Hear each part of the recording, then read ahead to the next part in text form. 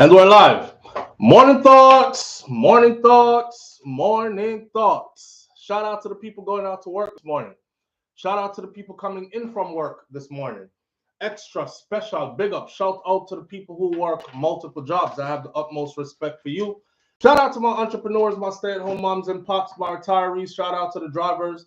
Shout out to the Uber driver, Lyft driver, truck driver, taxi driver, food delivery drivers, round town and long distance truck drivers. Shout out to the crossing guards. Shout out to the school teachers. Shout out to law enforcement personnel, medical field personnel. Whatever it is your job description is, shout out to you. Shout out to every single clean-hearted, good-hearted person who wants good for others as much as you want good for yourself. Don't let that go over your head. You're a good person if that's the type of person you are. Want good for others as much as you want good for yourself. You're not a bad mind person.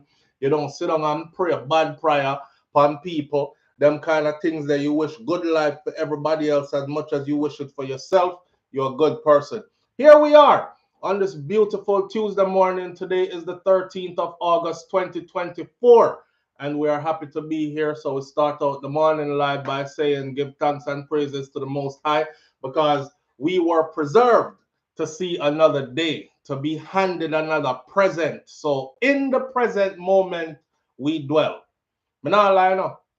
The meds mash up still about the whole thing that went on in Clarendon Sunday to yesterday with the 17 people shot and 8 dead. It's like I can't even move forward into another topic. You know what I mean?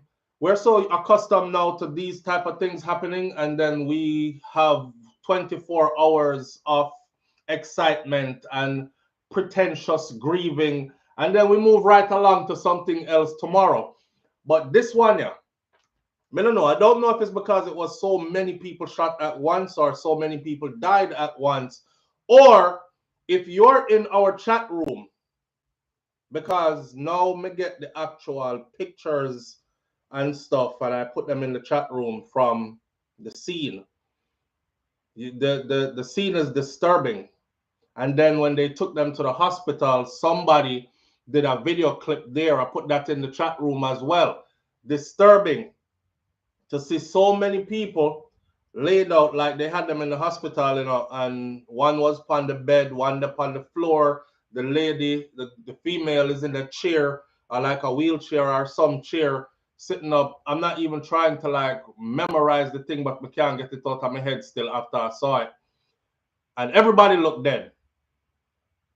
And then when, man, they went up there and shot down children, though. Children.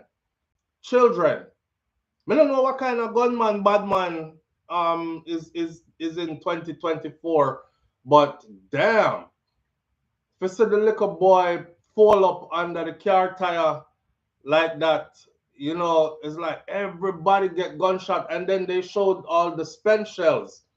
Obviously, somebody had a rifle there because some of them spent shell they're long, which tells me that it's a rifle shot.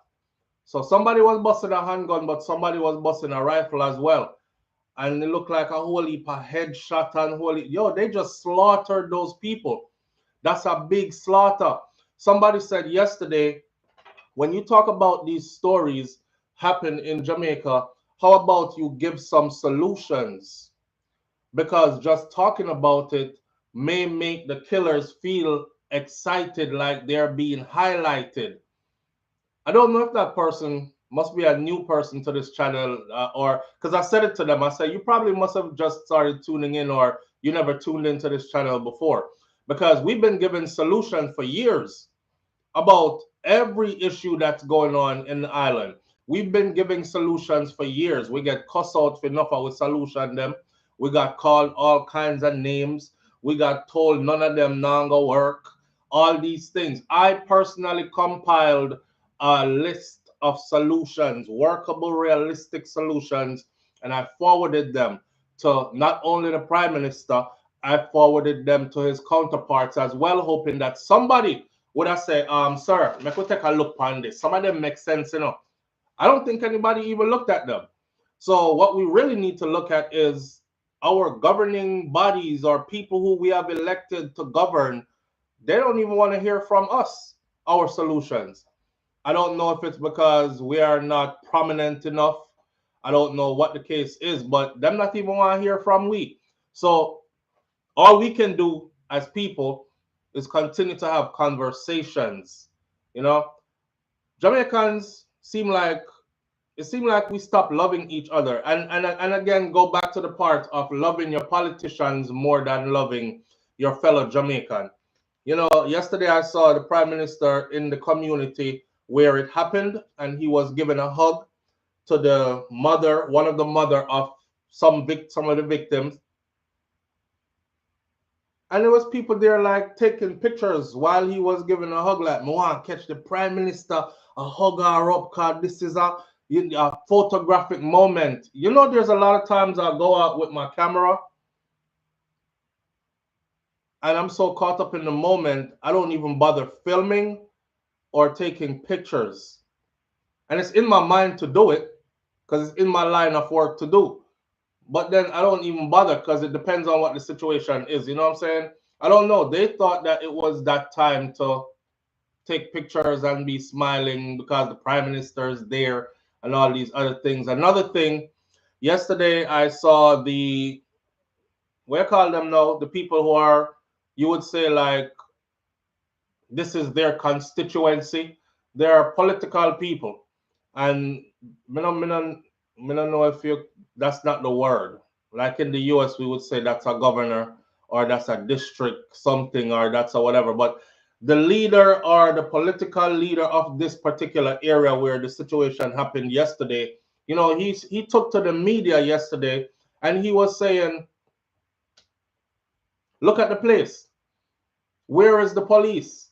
Where is government help, right? He was like, yeah, the representative branches, thank you. He was like, where is government? And people are like, people immediately in the comment section, same Jamaican people, everything we're going on the blame government. Come off of this now, man. Shut your mouth and go home. Why you not come out here, come police the place? You know what's funny? Every single thing that that man asked for in the media within an hour's time was in place. I want Jamaicans to realize this. You see how y'all fight? Like, what was the reason for fighting him? For him coming out to say, oh no, don't say nothing when Andrew Holness I walk through the community them, where him choose to walk through and give big hugs. To me, I don't give a damn what you want to say to me. I still think it's a photo op for political gain, right? Especially now that election is around the corner. Oh, when community gets shut up, we have to be there. We have to be there and take some photos, hugging the people and all these other things. I don't get when shootings happen in the U.S. The prime minister is not there. I'm not the prime minister, but the president don't run to every friggin' shooting scene and hug up and don't ever visit any of the damn people who are victims or lost family members. You know what I mean? What Jamaicans don't understand is this: there's a chain of command. Anytime the king per se has to step all the way down, I relate it back to the military, and I'll put it like this: how does a brigade general or a command sergeant major, then let's keep it company level or let's keep it this level, a command sergeant major is never going to come all the way down to come do a team leader job, a squad leader job, even not even a damn first sergeant job he won't do. So there's chains of commands to this. So anytime you see the big guy at the top come all the way down, just know that it's something to benefit him.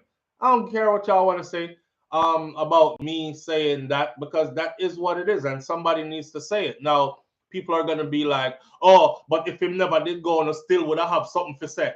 No, we wouldn't. We wouldn't have nothing to say if the right people who were supposed to be there were there. What is the prime minister hugging me up after them slaughter my family going to do for me? What is he going to do for me? Answer me in an honest question.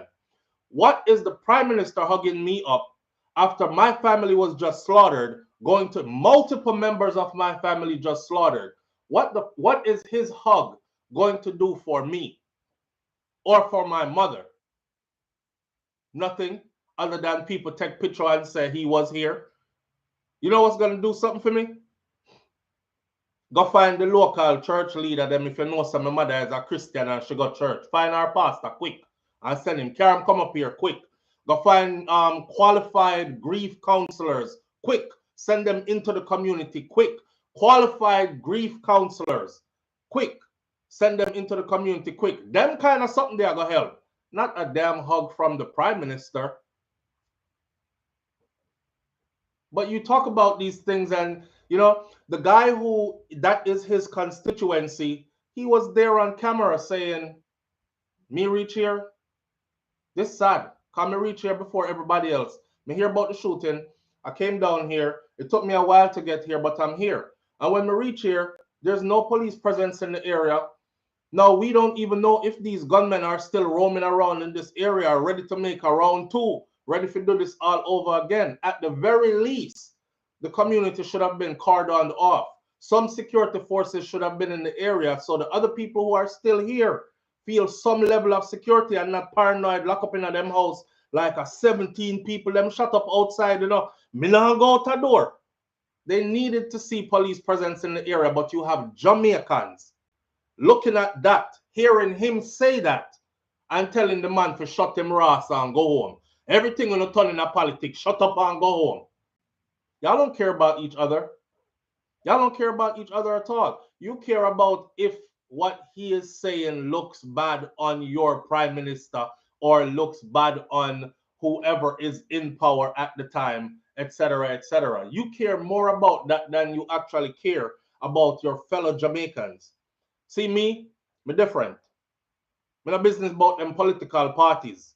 I care about what's going to happen to the people. That's why I say I don't want no hug from no prime minister.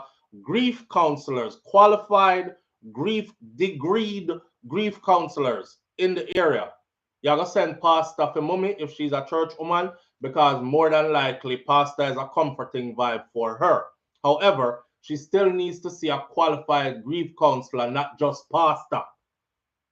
I talk about somebody that went to school for human behavioral management and all kind of something like that, a degree in psychology and psychiatric treatment of individuals who are abnormal, etc., etc. We need them kind of people there touching base in the community with the people who are going through this right now. There's a bunch of traumatized people in that community right now. Super traumatized, because it traumatized the Ross out of me till me can't stop talking about it this morning, especially after seeing the pictures. People in the chat room saw them, because as I saw them, I send them, come give me share them to the chat room. Gruesome, man. Gruesome. Gruesome. And kids witnessed that. What do y'all think are going to happen to those children that witnessed that? Forget about the adult them. The young teenagers and the children them that witnessed that. Anybody 18 or younger will witness all of that yesterday and know that that is in their community, and these are people that they had some kind of a kinship to, right? What do you think are going to happen to them psychologically? So yeah, it ain't about the hug from the prime minister, my friend. It's about things that actually need to be done. We need to stop fighting each other over stupidness. Sometimes, you know, I scroll social media looking for content, obviously. Me see them Jamaican them over there. If I ask a question, what happened here? Them fly out of the woodworks. Boy, SouFLoTV, move and go. A content you look to go chat about on your little broke down YouTube channel.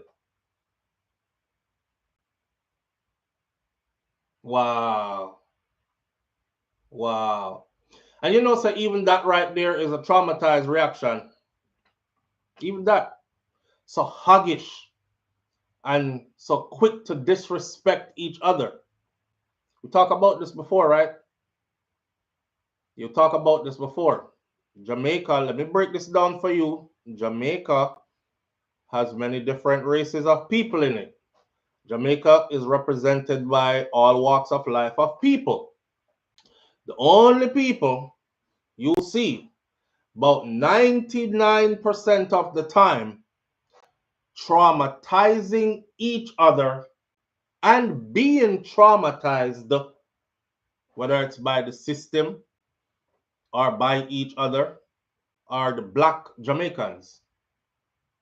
I mean, I want to get into no dispute this morning. We are not black. There's no such thing as black. We are Hebrew Israelites. We are this, we are that. Me not get into none of that this morning. The black Jamaican, them are the only one them where get traumatized or that are traumatizing each other. So, where does that leave us? It leaves us in a place where we have to look at it and say, how come we so huggish towards each other? How come we so unforgiving towards each other? How come we so quick to kill each other? Chinaman do you something, you still go to Chinaman store, go spend your money even though I'm treated like dog doodle when just stepping in prettiest pair of shoes in a. You still show up there the next day because you want something to buy. And you don't even have the discipline to say, you know why I'm disrespect Shan yesterday. Who him? He might eat money off a we in our community, so I make sure I walk the extra mile and go down and John them shop, go buy it instead of buy it a Theme store again. No, you go right back to Chinaman store, no matter how him disrespect you. Right? Right. When you see white people, you teeth them kin off. Hi, how you doing? Good morning. Hi, you're welcome to Jamaica. You're having a beautiful day. Yes. Irie. Yeah, man. And when you see each other, you screw face. When I think about them something there, when I sister was psychologically frigged. When I see that. And we've been traumatized. We are a traumatized set of people. We are a traumatized set of people. Majority of us are traumatized. Me telling you yesterday, sitting down and thinking about it, even me myself need to be included. Because something when me did witness when me I grew up, me never really too think about it. Because me did think my childhood is beautiful. But it was beautiful with a lot of trauma. Witnessing a lot of trauma. Enduring some self. But to how we have normalized trauma, me just did say it's a beautiful childhood and skip the part there. Until now I'm forced to reflect and go back. And me I said, damn. And if me left that behind from a long time ago, imagine those who are living in it, who are witnessing it constantly.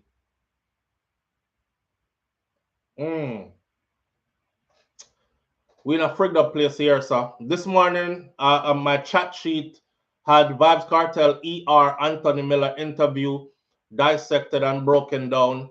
And, you know, somebody was talking to me yesterday about Vybz Kartel leaving Jamaica. He has plans to leave Jamaica pretty soon. Is he overexposing himself, etc., etc.? We were going to talk about that. But I had to just go straight into what I talked about this morning because I just saw it come out. I never want to sugarcoat it. And I didn't want to put it on the back burner and wait and ask you which one we should have talked about first and all these kind of things. Clarendon and St. Catherine are now under curfew, parts off. Jamaica extradites a Jamaican to Canada to face murder charges. 4 people yesterday in the same community where this man was talking on video and Jamaican people are running. Move on, go and go your yard, man. Everything will take it on politics because the man is there saying, I am in the community. This is my constituency. Where's the police presence? Where's the, you know, to make the people them feel safe in light of what just happened? You know, sir, shortly after he said that, right? Police presence full up the area. That's from him getting there and speaking out and standing up for the people who elected him to look out for them. See, him a doing job. Do you know that within that same hour, boom, 4 men held with illegal guns in Cherry Lane, right there, so in the same place, a ride round on bike. Now, I don't know if they are members of that community who were trying to be their own security and protect them community after what just happened, because some man must have said, yo, bring out the gun then. ride around, protect our own place. You know, see no police that they have to protect we. I don't know if that's the case, or I don't know if these are strange men who were in the area and are a part of what just happened. However, security forces shortly after, it says 4 men are in police custody after they were chased by lawmen and they were allegedly held with a illegal firearm in Cherry Tree Lane, Clarendon, where 8 people were killed. The 4 men were reportedly signaled to stop by the lawmen, but they disobeyed the stop and they took off on a chase. So the lawmen chased them. As the men tried to escape, one of them allegedly threw away a black bag that he was wearing on his back. The bag was searched and a gun was found in the bag. All 4 men have been accosted, taken into custody. The Joint Military Patrol are both on foot and they are in vehicles in this area now. And sometimes we say some things and people will say that we are crazy, and see this has happened right before our eyes. The police and the soldiers are now in that space. It is just unbelievable, said the head of the Clarendon Police Division Safety and Security Branch, Deputy Superintendent Owen Brown. So if you know what I talk about, when you know I run people that's trying to save people's life. See? Now, as far as the curfew goes, let me put my glasses on because I have to go look a long distance to give you all this information as far as curfew goes. For those of you who don't know it, a lot of our people that tune in are people that are living overseas but are connected to Jamaica in some way. So, somebody might book a ticket today to go home tomorrow, and they fly out today or tomorrow. They normally tune in and them normally say stuff like, yo, SouFLo, boy, me thank you, you know, because if me never did I watch your thing, me wouldn't really know what I want too much still. So we cater to different types of audiences, understand? So if some of the information bores somehow, you know, then I don't know what to tell you, but we'll get to the information that does not bore you eventually. This information, though, is pretty interesting for a lot of people, useful for a lot of people. Extensive areas of curfew have been imposed across central and southern Clarendon, as well as southern and northern St. Catherine, where the gangs collaborate. This follows the fatal shooting of 8 people and the injuring of 10 in Cherry Tree Lane, Clarendon on August 11th. Minister of National Security, Dr. Horace Chang, gave details during a press briefing that was held at the office of the Prime Minister on August 12th. Today is August 13th.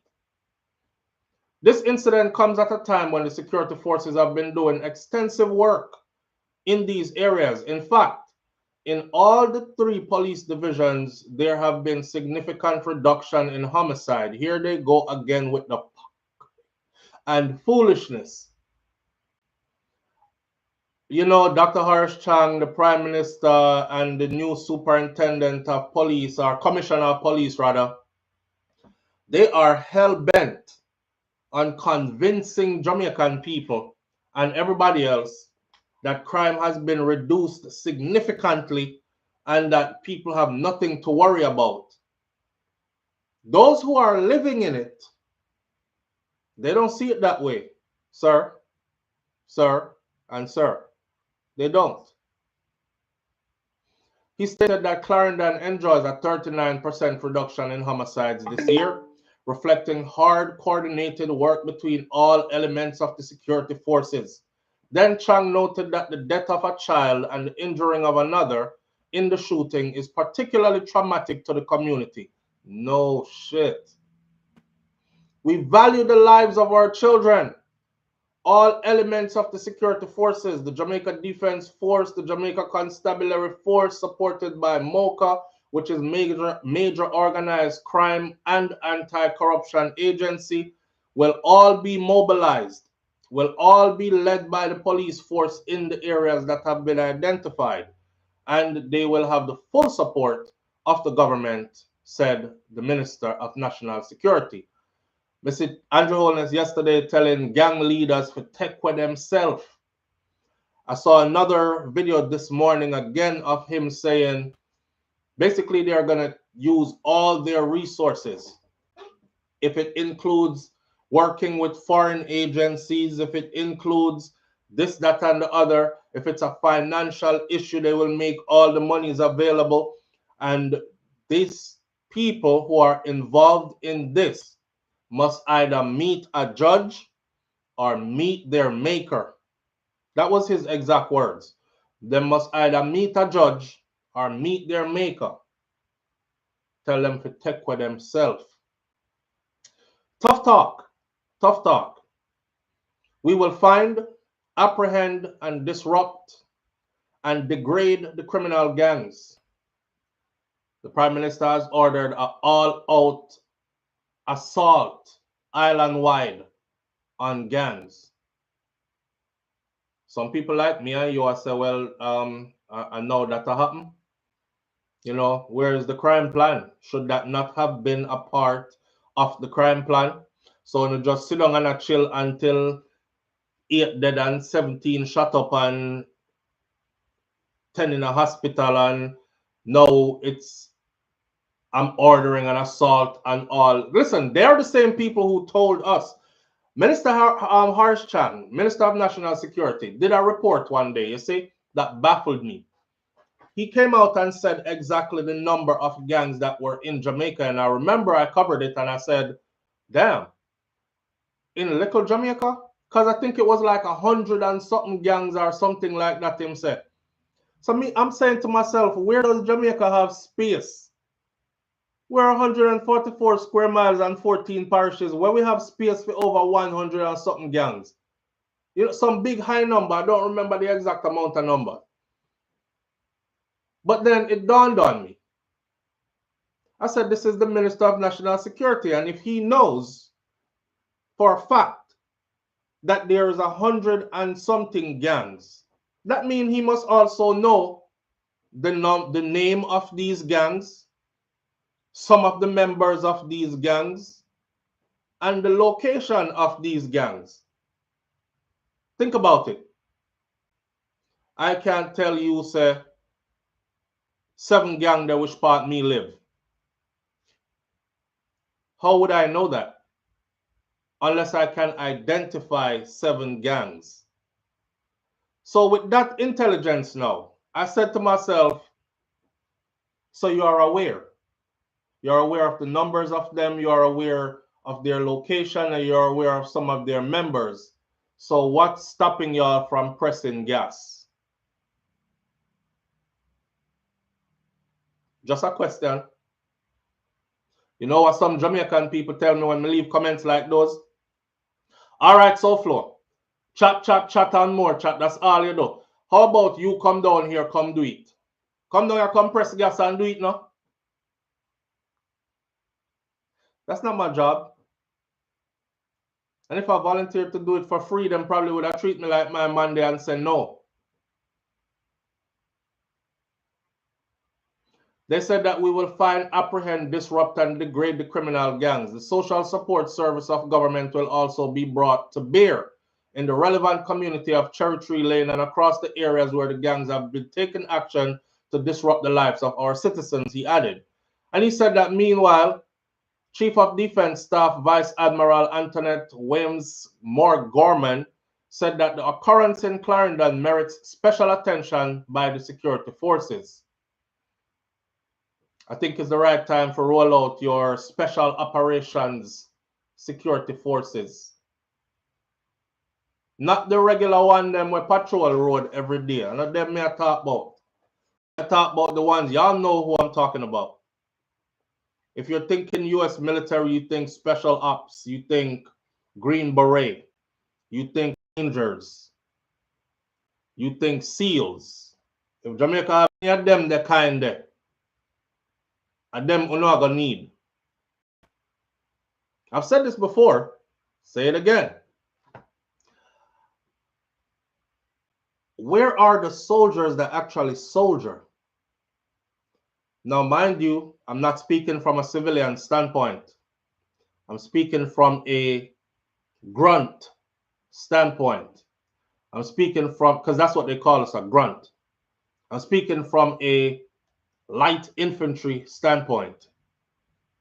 I'm speaking from experience, living that life standpoint. Where are the ones who are uncomfortable? They call us grunts because we grunt and bear it and keep moving, not complain. So that means that even if we have to sleep a bush for 90 days and trigger and all kind of something bite up with skin. Listen, I've been on some mission, right? This when I come home. When I come home, I'm 30 pounds lighter than I left. When I come home, my skin is bit up by all kind of bugs and everything. Me look completely different. With them people that there, do we have those? Because those are who we're gonna need. This whole walking the street and pointing gun at cars and pulling cars over, when gunmen are slide by you and at the bush them right next to you. Live on the air with SouFLo. Good morning. Yeah, morning, SouFLo. Morning, family. What go on? Nothing much. Just want to touch on something quickly, right? All right. Me never see I have it word for word. Well, me just joined the stream, but me never see I have it word for word in the talking about I guess you that talked about it yesterday. About or, what? The Clarendon thing. Yeah, I had me talk about right now. Okay. And yeah, it's not so much the Clarendon thing in specific more to talk about, right? It's just the build up to the SouFLo, right?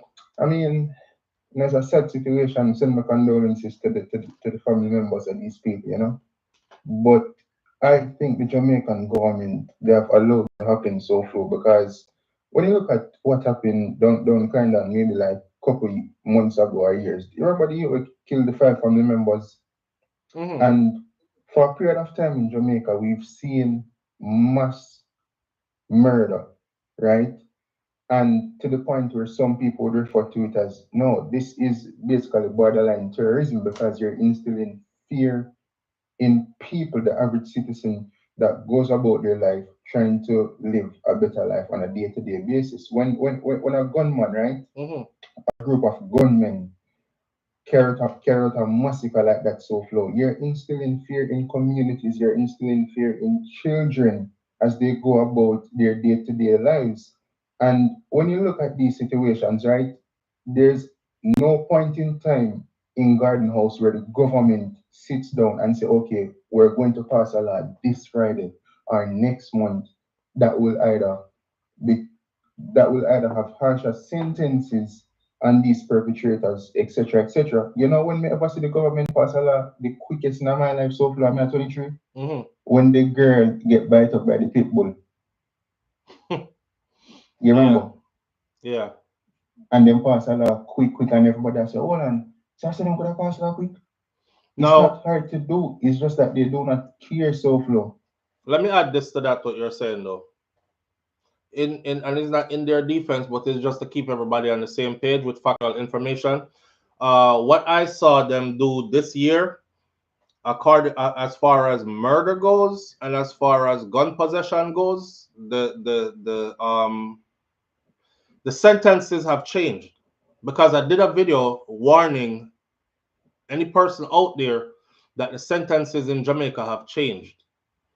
The sentences have changed to the point where if you are convicted of murder in Jamaica, I think malice murder now carries 46 years automatically, and it is mandatory. So that's the minimum that them can give you. It's 46. They've changed even for juveniles, where I believe juveniles, as a juvenile, you will have to do 25 first or something like that. I have to go look it up again, but I just did a video on it the other day, and I don't want to be wrong on the numbers, but we can look it up online quickly and see the new sentencing laws in Jamaica. And as far as guns go, we know for a fact that that has changed as well. I know that the laws surrounding illegal possession so we're moving slow. Change. We're moving slow, and it's taken a long time to get here, but we're getting there. Obviously, enough is not done. You see SouFLo, we're getting there now, but at what detriment to the people? You get me? I say, yeah, enough is not being done, honestly. At this point, these things will be repeated. And the thing about it, SouFLo, we have the internet now that it shares information faster. But if you look throughout the history of Jamaica, that what happened in Clarendon, it is not new to the country. You know what I'm saying? Yeah, absolutely. It's just that we live in a time where the internet is about that things are more, not say this is sensationalized, right? But it is more in our face as human beings. And we're taking information every second. So as we say, one man dead, don't walk, then we sip on the phone, say in the next 2 seconds, 8 people dead or 9 people dead. You get what I'm saying? Right. But if you look throughout history of Jamaica and the elders that share stories from different communities, this happened before. It might not be 8 people or 9 people, but 5, 6. Get me? I say, yeah, absolutely, absolutely. If 5 not dead, but you have 10 people who get shot up, and maybe 2 dead out of the 10. So from then you're thinking to yourself, okay, why aren't the laws being changed so that further down the line these things do not happen? And the thing is, SouFLo, criminals are becoming, well, they've become more emboldened in terms of the acts that they carry out. I'll tell you something, bro. I'll tell you something. Everybody are gonna get 5 minutes to talk because we have to limit the phone call them so we can move on with the topics, right? But not to interrupt you, but I will tell you this. The new sentencing guidelines, as far as if you get catch with a gun, you get this many years, and if you commit murder, you get that many years. Those aren't going to be deterrents. Those are not going to be deterrents. Over time, it will become a deterrent after they've started using it and using it prevalently, like giving it to a whole heap of people with them catch. Then it will start reverberating back to society. But honestly, if majority of the man them who are killer and call themselves killer and make up their mind to kill, if they don't witness anybody in Jamaica going to prison and them can't say, yo, my brethren John get 60 yesterday, you know, dog, and then Stevie him get 45 off of the back of the first time the man ever get in a trouble and say, you know what, make me behave myself. If they're not seeing that, then they're not going to be, it's not going to be a deterrent. Let me ask you this question before me leave, right, SouFLo? Knowing the mindset of the youngsters in Jamaica and the ones that carry out these acts of crime and, you know, evilness, etc. You think there's anything right now that can, you think they care about these laws in terms of, you think they care about if it's a deterrent or not, or just things to them just have a mindset, we just kill a man and no business? Them just kill a man and them doing business. Like them a business whether them get 60 years, them just know so them a killer, yeah man, but duck your money. Yeah, and they're off the mindset that they can't get catch too. You know why? Because a lot of them who kill have killed before and got away with it before. I said this before, you know, we have killers walking around in Jamaica, man we account, man we tell us say, yo, 7 dopey me have and a 1 something here. Right? Sometimes we take them for jokes. No joke. It's not no joke. Sometimes them say in a conversation, you're different normal, but you're a man just attack and him say, yeah, man, 2 dopey me have man, and you just giggle because I mean, you're not gonna know who's a killer because you just not show up on a man like that. But when the time comes, like a man, you're really sure, you get me? I say, yeah, we have serial killers walking around in Jamaica. But big up yourself still, so. Manners and respect, my brother. Yeah. Somebody said the 5 minutes too long. five, on the wicked, you know, man. 5 minutes is a long time. Live on the air with SouFLo. Good morning. SouFLo. Good morning. I'm gonna make it short and sweet. All right. I'm up in Clarendon than I come from. See. Yeah. I feel like say sooner or later you're gonna hear say the Vybz Kartel caused the surge in this crime will just start happening right now. You are laugh, but them start already. I see it yesterday. Man. Yeah. Me no say it up, you know. All right, later. Manners. Yeah, you laugh, but we see it yesterday. And it was trending yesterday. Them let out a killer like Vybz Kartel out of prison, so of course the murder rate got spike. And I see that, and I'm like, you know what? What's crazy is I said this to somebody yesterday, and I'll say it again. I said, wow, Kartel live rent-free now on the head for real. And you guys literally spent the last decade plus blaming one person who was incarcerated instead of actually rallying to your politicians to put things in place and to the people of your community to change up their mindset so these things don't keep happening. The easy scapegoat and go-to is to just follow the trend and blame that one guy. That one guy don't have nothing to do with nothing. Yes, Cartel some big clown them, and they're dead serious about it. So I brought the numbers up again. I said 17,000 plus murdered from the day Vybz Kartel was convicted, where they said you must do a life sentence, 35 before the possibility of parole, to the day, actually it was to the month before he walked out of prison. So add more to that now. It was over 17,000 and change, almost 18,000 Jamaicans murdered. I was here saying 13,000 for quite some time because I was doing a rough estimate. Can do over 1,000 every year. So naturally, if you go over 1,000 every year times 13 years behind bars, that's naturally over 13,000, right?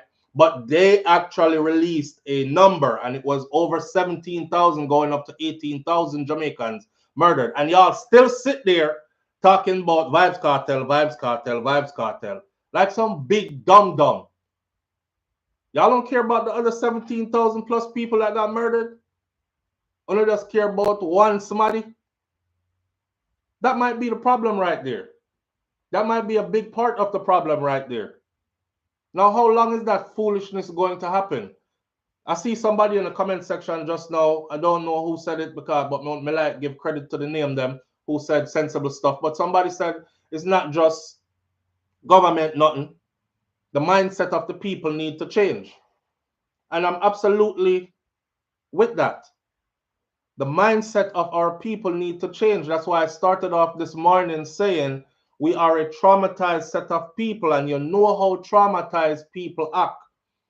If you're in a relationship with somebody who has been traumatized, your relationship is most likely to fail because they don't know how to communicate. They're going to introduce all kind of friggery to your relationship. You have to go deal with it. You might end up even being traumatized before that the relationship they're done. And that's just relationship on a personal level, like being with somebody. Let's talk about living in a community of traumatized people. You know, so all kind of friggery and foolishness are going to happen in the community when multiple people have been traumatized and have no healing to their traumas, right? So we are a traumatized set of people. That's why I started out talking about how we relate to each other in comparison to how we relate to other people. Well, sister, we skin off with teeth when we see white people. And we're like, how you doing and stuff. And if it's an Indian and if it's a this and that, they're the best things since sliced bread. But when it comes to each other, we're violent. We're short-tempered. We're unforgiving for the smallest things too. You know what I'm saying? The mindset of our people need to change. The mindset of our people need to change as far as how we view each other, as far as sanctity of life, how we see each other's life. It goes even deeper than that. The image of who God is to most of us needs to change. Oh, Ross Clark, you never said that. You never said that, man. Pull up the mic and say it again. The image of who God is to most of us need to change. That's a deep psychological wound. Live on the air with SouFLo, good morning. Hello, good morning, SouFLo. Morning, family, how you doing?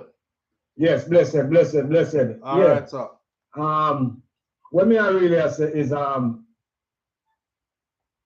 the Constitution need to change. The Constitution need to change in what way? Because I think when it comes on Constitution, I think it's only like a white people write the Constitution. Black people not really have no hands in that. So I think the government of Jamaica need to start looking to that and change up the Constitution. Yeah, that's true. That's true. However, there are other places around the world that we can take example from where the people them suffer under government and they still don't kill each other in the manner in which our people kill each other. Yeah. So for me, it is us and our mind that needs to change. Yes. But it starts from the government, and the government have to take some bold measures and steps as black people, meaning certain white man rules and regulations. We have to change that and make it in our rules and regulations. No, it starts from us, bro. In my opinion, it starts from us. Cause here what, like I said before, right? Check out this right here. If a plane fly over Jamaica today and open up the bottom of the plane and drop out 10,000 guns and 1,000,000 rounds of ammunition, if majority of Jamaicans people's mindset is, I'm not picking up no gun and using it to kill my brother and my sister, them 10,000 guns that would have to get melted down and turned into some kind of artwork or something, because we wouldn't have no use for them. But you see, if the people them have a mindset of, yo, the boy that dead, yo, I can't stand a girl there, send somebody go kill her, then even if there are no guns around them, we use knife. You understand? So the mindset of the people and how we view each other is what needs to change. Government will come in and do them thing, yes, with the, because you're speaking facts that the whole antiquated, not just laws, but the whole constitution, when Jamaica was, say, handed to us in what our independence, they never changed nothing. They just kept going with the same book.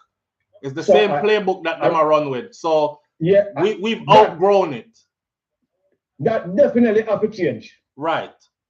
But on a broader level, us the people have to change. Yeah, but you see, but once you rule underneath certain regulation, it's like you're still underneath the regime of a white man. Yeah, but that not gonna affect we if we change our mindset towards each other. If we change, okay, so but the people alone can't do it. The government, it have to start from the government. Because the government is supposed to govern. Yeah. But you don't really need government unless government is governing those who cannot govern themselves. So we have demonstrated and we continue to demonstrate that we can govern ourselves. No, but the Constitution, though, as a black man, I say a rule. You have to change some of them white man, the Constitution rules. Okay, what in our Constitution would stop a gunman from murdering 8 people tomorrow? You have to bring in some serious laws when it comes to them things. So people, that's what I say. And I really like to say I get people scared, but you're supposed to have rules which part you can just search any house, because if it is that bad, you can search house, you can go in a community and search house. It's not really say you have to make a bold stand. Them do that already. They literally do that already. And I learned through watching the Vybz Kartel trial that in Jamaica, they can violate your constitutional rights and it can be justified if it meets the ends mean. Right. So them do that already. Oh, okay. Yeah, man, them can kick off your door and come in and search up a place already if them suspect anything. And them don't need no search warrant or nothing. Them can just pick your house and kick it off. Well, them have to start. Well, them have to start lock down some community. Well, them have to start lock down some community and just make sure and say, yo, them go in, lock down the whole community and search everybody. Now you talking. But you don't need no constitutional change to do that. Yes, but you need the rules. You have to change the white man the rule as a black man and put in black man step and measures. You can't work underneath no white man rule and say you rule a country and still underneath a white man regime. That's tricky, bro. That's tricky. Jamaica is a mixed nation. So when we start talking about white man rule and black man rule and black man laws and white man laws, so what happened to the Jamaicans them that are not black? So Flo, you can't really have a look and say, because we're going to make it be a color thing now, you know. We are this for the nation, so the white man have to work underneath it, the black, the purple, the Chinese man, everybody have to work underneath it. Because that's how white man set it and black man did have to work underneath it. All right, brother. All right. And to a different note, bestIdeawin.com, me not forget about you. All right, let's set up there. Manners. All right, brother. All right. Yes, respect our manners. Manners. Yes. All right. I was having a business conversation with that brother last night. I recognize who it is again. So I make him know say, me know say him. Live on the air with SouFLo. Good morning.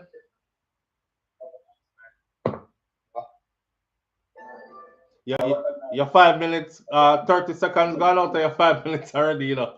What? Live on the air with SouFLo. Good morning. Blessings, SouFLo. Blessed morning, sir. Blessed morning. Manners and respect, family. What go on? Yeah, man. Me there, I watch and see what go on, you know. I'm just hear the brother talk. I don't know about a black man or a white man thing. Can be. It's a rule thing. And most Jamaicans don't like to follow rule. Isn't it? Most Jamaicans don't like to follow rule. Yeah. But we are into that thing there. I whole heap of them now look into thing in a SouFLo. You have family. And a whole heap of time watch you blind to talk about it. In a Jamaica, it's gonna be repercussions. You kill my family, me kill. When I decide I go end, government can't go tap your phone, go kill. You see me? And you have to look into yourself and know, say, yo, all our way a black brother and sister. Eh? You owe me $5, $50, I'm going to chop off your head for my $50. Oh, me, I'll get it back. Lose. Me going to jail, you dead, your family I'm one of your family probably look, hey, me I go mess up for your family, you know, because he killed over $50. Come on, man, the stupidness is stuff. And then it goes on. Yeah. So that's what I say, brother. It is our mindset that needs to change. Government that is to govern. And we know certain things government is supposed to do. Government is lapsing in certain ways, but it starts with us, the people. Right. Our mindset. Government. Absolutely not. And over all the years, like me say, me listen to you over all the years, I say it already. Over all the years, we did the government not do nothing. Why we keep on blame them? Why we as the people not jump up and try and make things change? Because we are live out there. Them alright, you know. Me you say they have an interview for them picnic go school in America, for them picnic, so them not for worry about for them family. I get caught up in a certain nonsense. Them have private jets on standby, my friend. You understand? Yeah. We are the ones the Jamaicans that can't travel. We have to live back a yard and go through the bullshit and the stupid, and we are feel it, not them.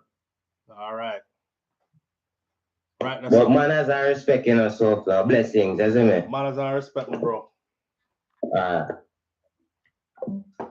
Pablo IG.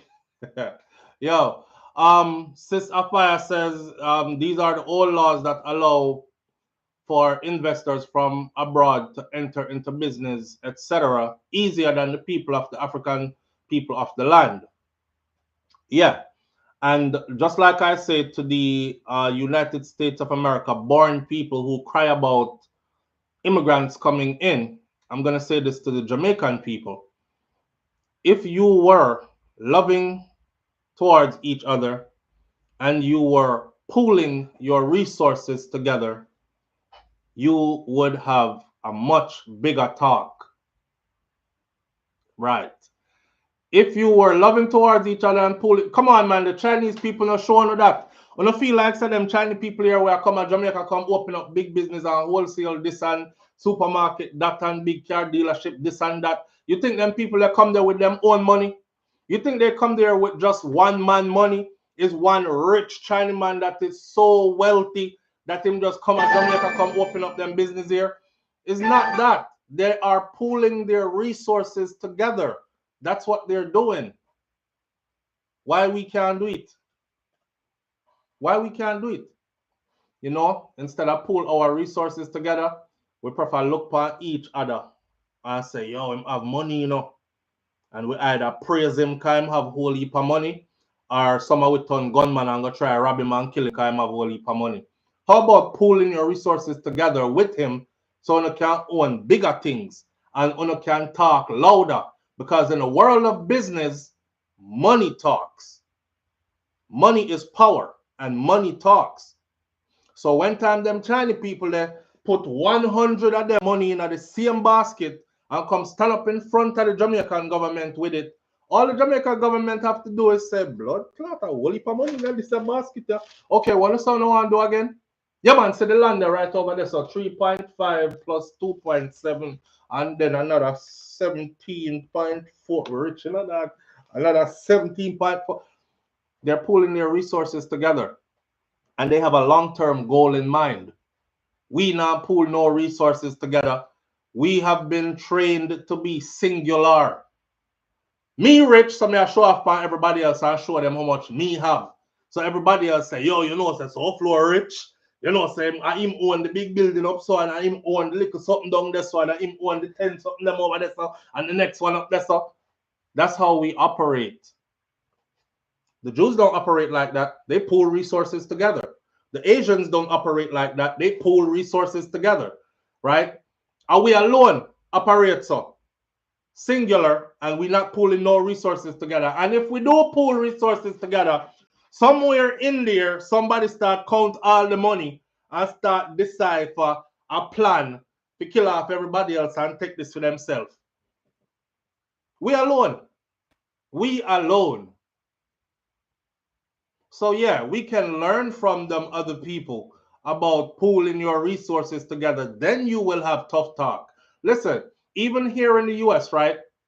I've said this to my audience before. I said, when you see the police shoot down people all the time, don't you notice how the demographics of it look? Why is it always the police is this type and then the victims are this type? Why do you think that always happens to just these type of people right here? You don't see no Chinese people getting pulled over, driver license registration. Oh, your backlight was broken. Next thing you know, bam, bam, bam, dead. You don't see nothing happen to them, the people that like that. You very rarely see it happen to the Caucasians. You didn't see no Indian people. It happened to them. I talk about the Indian them that are in business that are coming from mainland India into the US and sticking to their traditions. You not see happen to none of them other community there. Always people look like you. And it's not because you're aggressive and you talk tough. It's because you don't have a community that backs you and they know it. So when them slap one uno, oh, it's just one. Everybody else still care about themselves, and they know that's how you operate.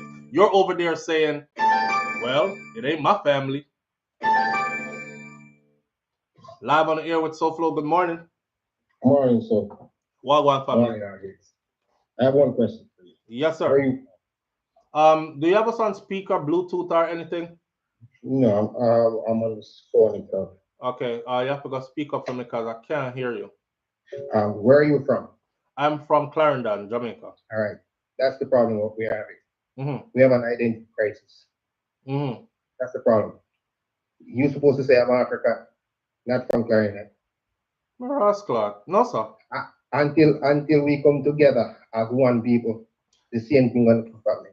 So, brother, if you ask me where am I from, and me tell you Africa, I am an African, right? I'm listening. What business would I have in Jamaica then? Because now you have opened the door for somebody else to say to you, well, go to them Africa and go work on Africa then, because Africa is a continent with many countries that are frigged up. So go fix Africa then if you're so much of an African. Why you worry about Jamaica for? Well, your point just now, you said, right? I quote, these things are not happening to certain people, only certain people. Yes. Right? Okay, so if all the people them come together, what do you think is going to happen? What do you mean? One of the reasons why these things are happening. I'm from Nigeria. One of the reasons why these things are happening to us is because we're not working together as one. Yes. But we don't have to say we are African. Can we try to fix Jamaica? So yeah, but we don't want nobody we don't want nobody use that against us, bro. Our ancestral lineage might run from Africa, yes, but we are not African, so to speak. See, because a lot of us, listen, a lot of us, right, that are from Jamaica are actually of mixed heritage.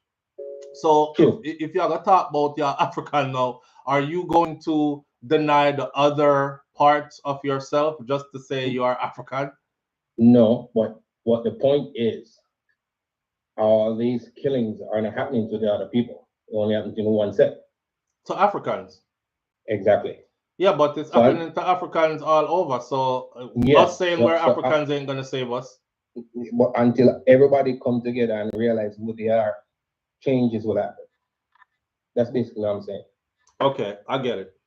All right? I get it. All right. All right, my brother. Bye. Yeah, I get what the brother was trying to say. But that was fun. That was funny. Where are you from, Mr. Jamaica, Clarendon? Bro, that's the problem. We have an identity crisis. I was like, wait, what? Well, what are you supposed to say? You're supposed to say African. But I never been to Africa. Which part of Africa am I going to tell us where I come from? You know, if you want a Jamaican now and you're going to ask a Jamaican, where you from? And them say, Jamaica, man. And you say, what part of Jamaica? And them say, Kingston.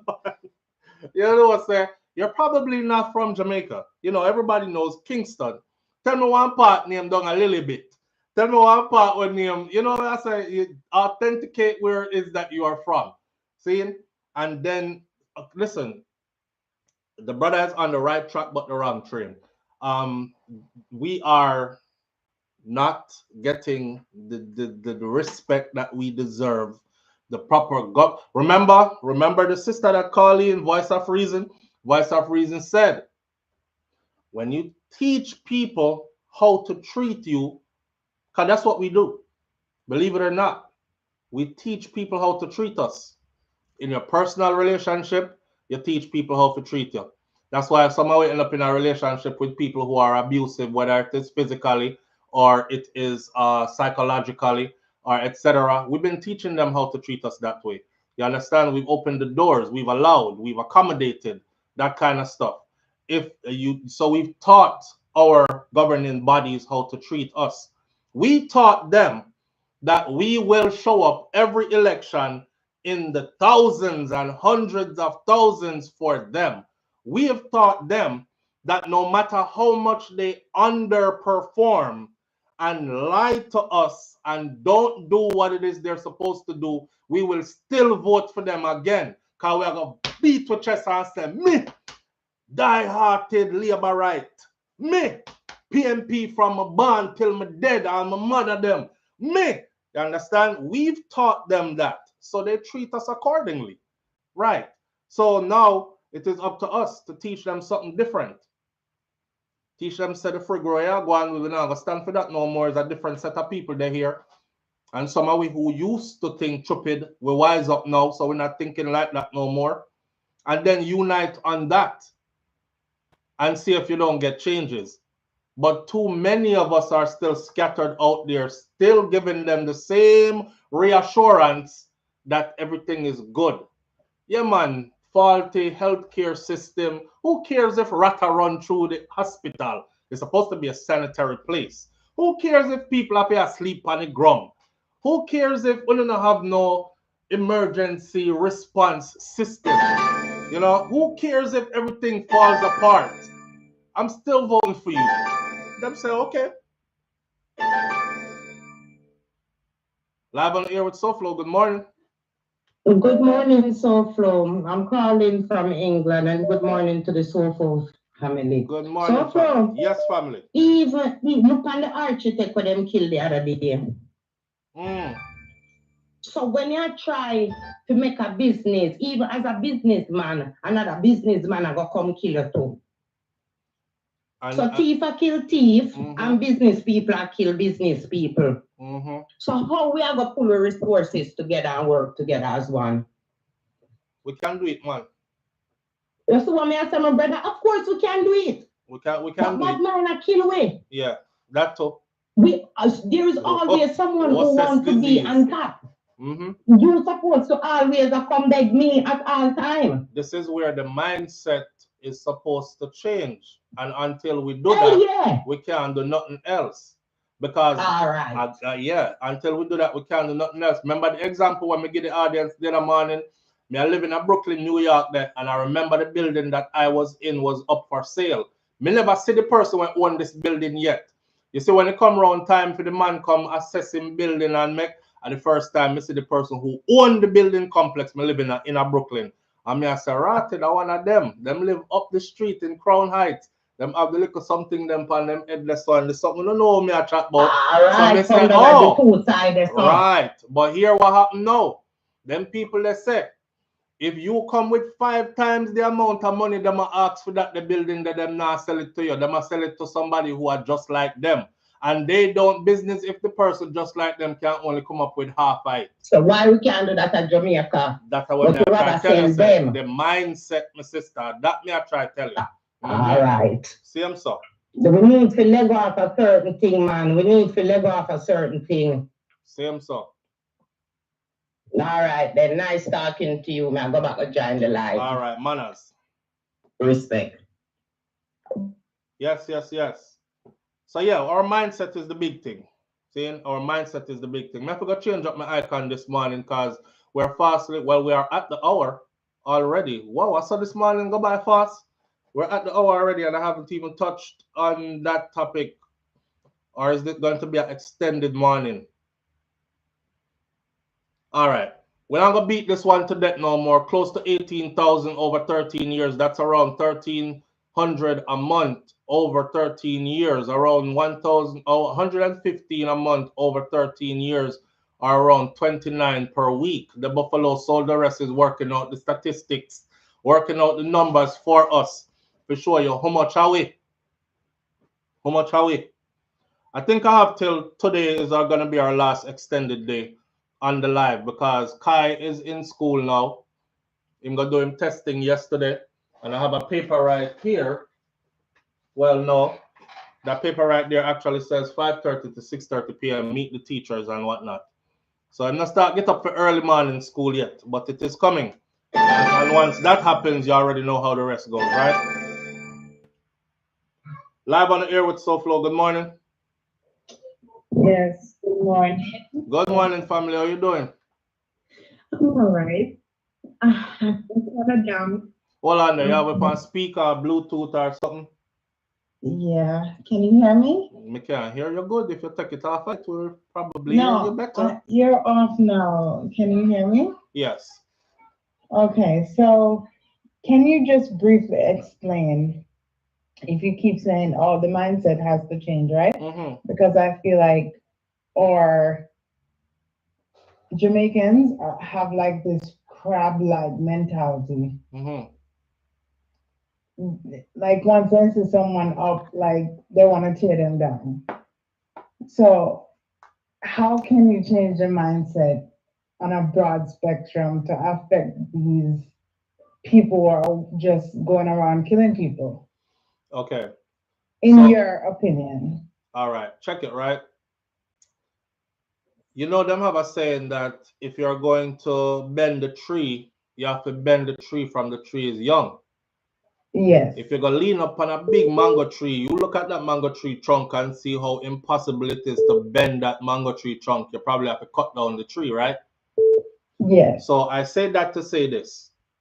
A lot of our adults have already gone all the way bad and there is no curing them. They're set in their mindset, they're set in their ways, and there is no curing them. We are going to have to go to our children and the younger generation that's coming up and start to teach them a different way, a better way. Right. So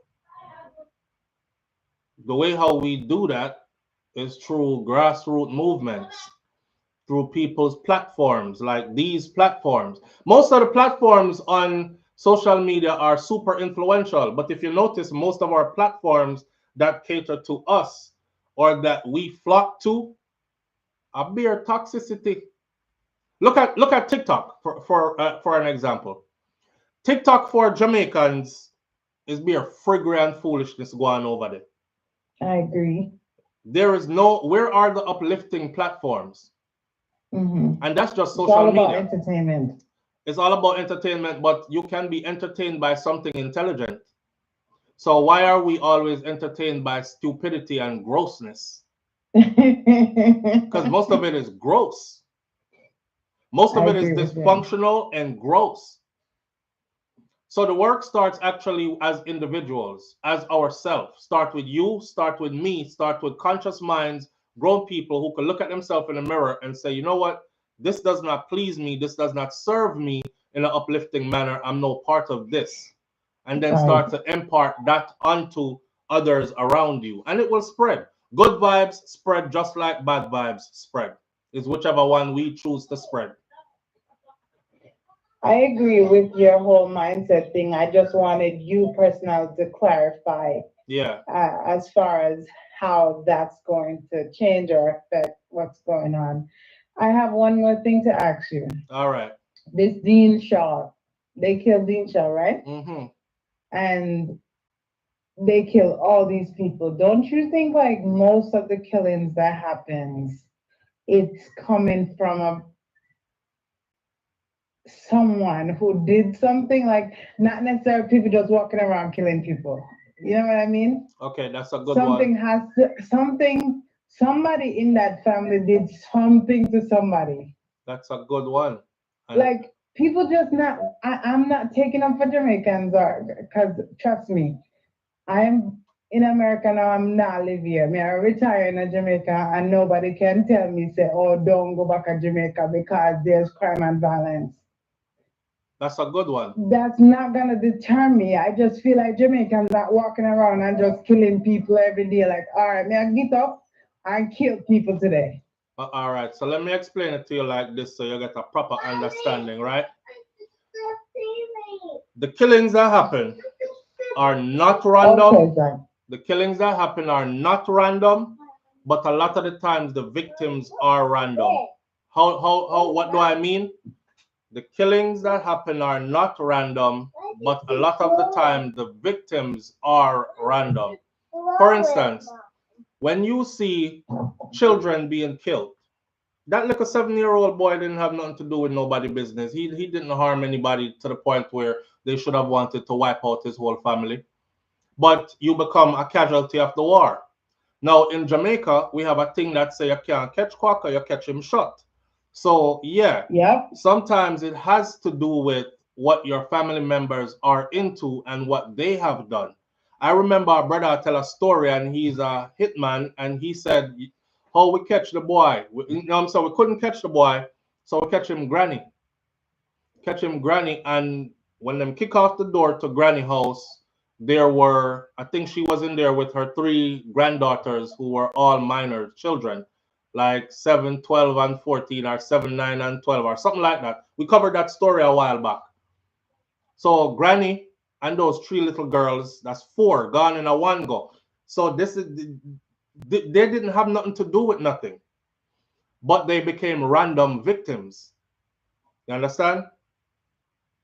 Mm-hmm. So they're not randomly just walking. There's nobody in Jamaica randomly just driving by and just see a person and just, we feel for kill. Bam! Don't know that person from nowhere, know nothing. But here is where it gets dangerous for everybody though.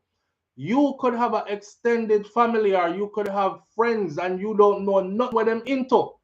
Mm-hmm. So if your cousin will live at town, getting a something, and them couldn't catch him, them drive all the way come a country. One of the guys said, I remember going with him when we used to be cool back in the day.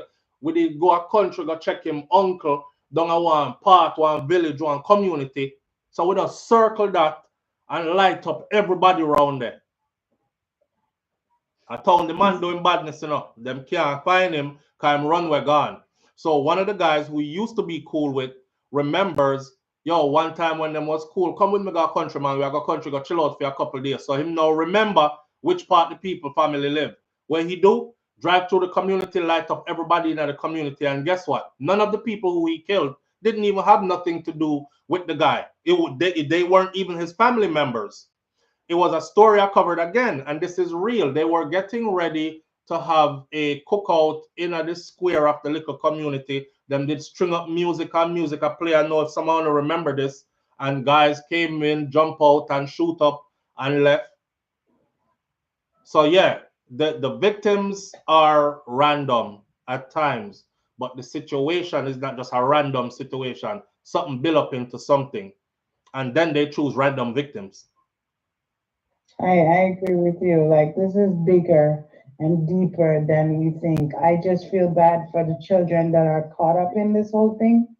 I feel bad for the babies, grannies, everybody that's caught up in this like, whole thing. it's just terrible and it's sad, you know? Mm-hmm. And Jamaica has come to this, Yeah. like to this, Yeah. and then everybody turn around and say, "Oh, you see, my uncle been here for over 40 odd years, SouFLo, Mm-hmm. and yeah, that's your uncle I live. Me not going to Jamaica, blah blah blah." I'm like, what is your point? Like, you can be here in America and the same way. Me not blame uncle though, friend. Listen, I used to say that, but I don't say that no more. I'm not blaming nobody who chooses to hide out and don't go back. I'm not telling anybody not to do that though, because I go back regularly, and that is my ultimate plan, is to make Jamaica my home base more than anywhere else. I'll travel to other places, but on a day-to-day basis, I want to be in Jamaica more than anything else. However, for the people who have ran off and said them now go back, I don't know those people's experience. You see what just happened where 17 people get shot and 8 dead? If somebody from that community decides, say, me get a visa tomorrow, me cut, me now come back to Jamaica, who am I to look at them and tell them, yeah, you go back, what you mean? You can dead a foreign too. I've never experienced 17 people shot in my community and 8 dead one time. So on my level of trauma, witnessing it from the outside is not the same as a person who is connected to it and live in that community. So we don't know why people run sometimes when them run and say, throw a stone behind them and say they're never going back. So I stop faulting people now. The end of the day, the name of the game. SouFLo, I'm just saying, don't deter me. Right, but he can don't only deter me. But he I can understand only your act opinion, off. and I respect your opinion. But don't you deter do you. what you feel to do. Right. But don't tell me, don't go back and don't do this and don't do that. He's only acting off of his own experience, my friend. Yeah, his own reality. And that's all anybody can speak from, is their own reality. Well, I just want to, continue watching your live, and I appreciate your clarification on the mentality aspect of it. Yeah. Big up yourself. I don't know. We just gotta pray. Yeah. Pray for change. That too. Pray for change. All right, manners and respect. Respect, bro. All right. All right, one love. One love. All right. Just all that. Just respect, bro. One love. Yeah. Me tell. Come on, for them. I'm on the phone. I'm on. Joey can't hear it. Hold you over. I have to buy your neck. I'll be on the phone. Hi, how are you doing? Yes, Simone. Yeah, no, that me did I say. Yes, absolutely. Yes, 7. I will be there at 7. Yeah. Okay. All right. Then. Okay. Come. Goodbye. You hear me tell us 7 times the deaf on the phone. When it's deaf on the phone, y'all make all this ras noise in the house. Anyhow, people, listen. Let's move on. See? 4 held with illegal guns in the same area. There's agony. I wanted to go through agony with you this morning because it pertains to this, so we have a brighter insight. I don't want this situation that happened in Clarendon to be a one-day festivity thing where we just sweep it under the rug and move on.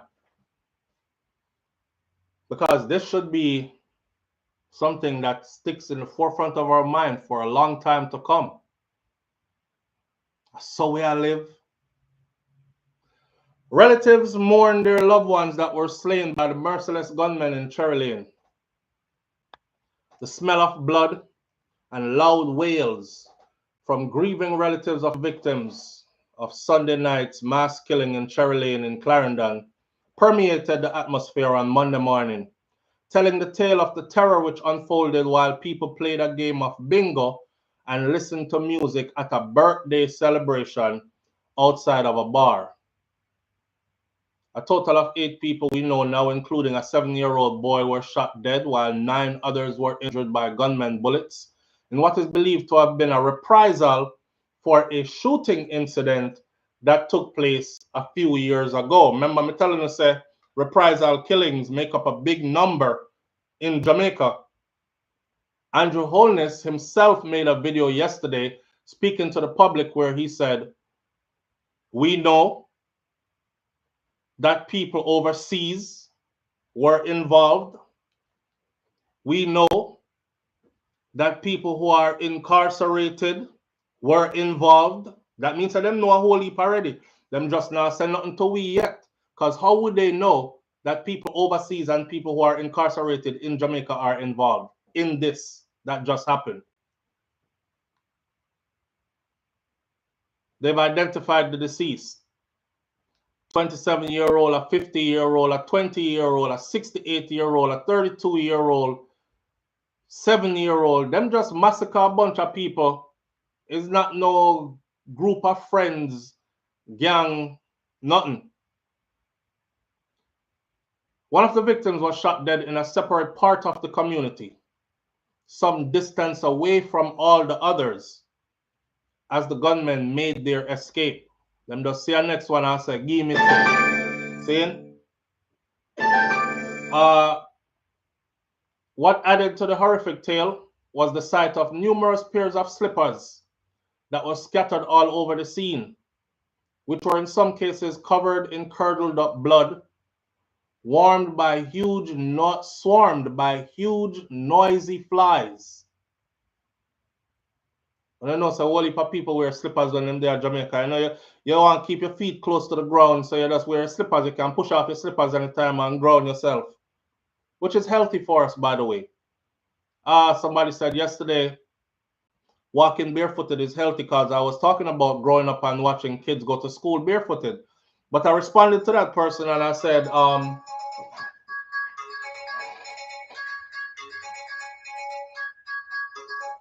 on there.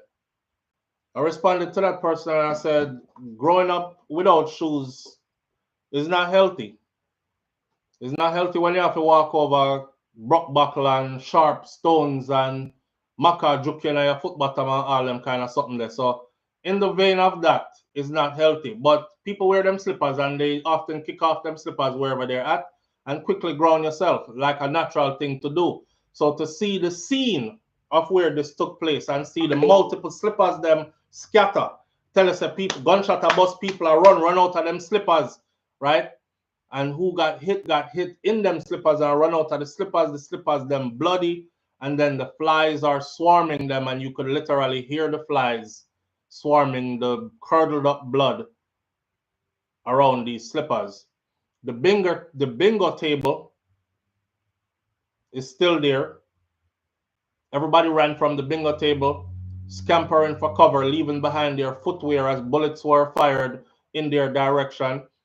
On the table, which was very close proximity to a bar, you had the bingo cards that were still laid out, and they were marked with dollar coins, indicating that the game was in full swing when the gunmen that were armed with at least one M16 rifle and at least one handgun popped out at the scene. I told you there was a rifle there because I see the spent shell them and them long.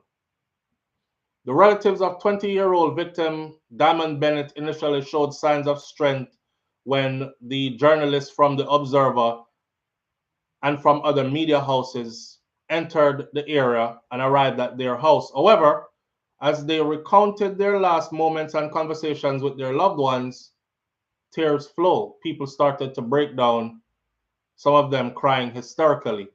Marjorie Johnson is the mother of Bennett, and she said that she did not know the right words which could describe how wonderful her daughter was.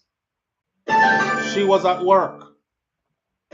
She said she was at work when she got the call that her daughter had been killed. And I couldn't even hear the person on the phone because she was crying so loud. I thought she said something about my son, but I kept calling, getting more calls that his Diamond get killed. My boss then released me and I went straight to the hospital.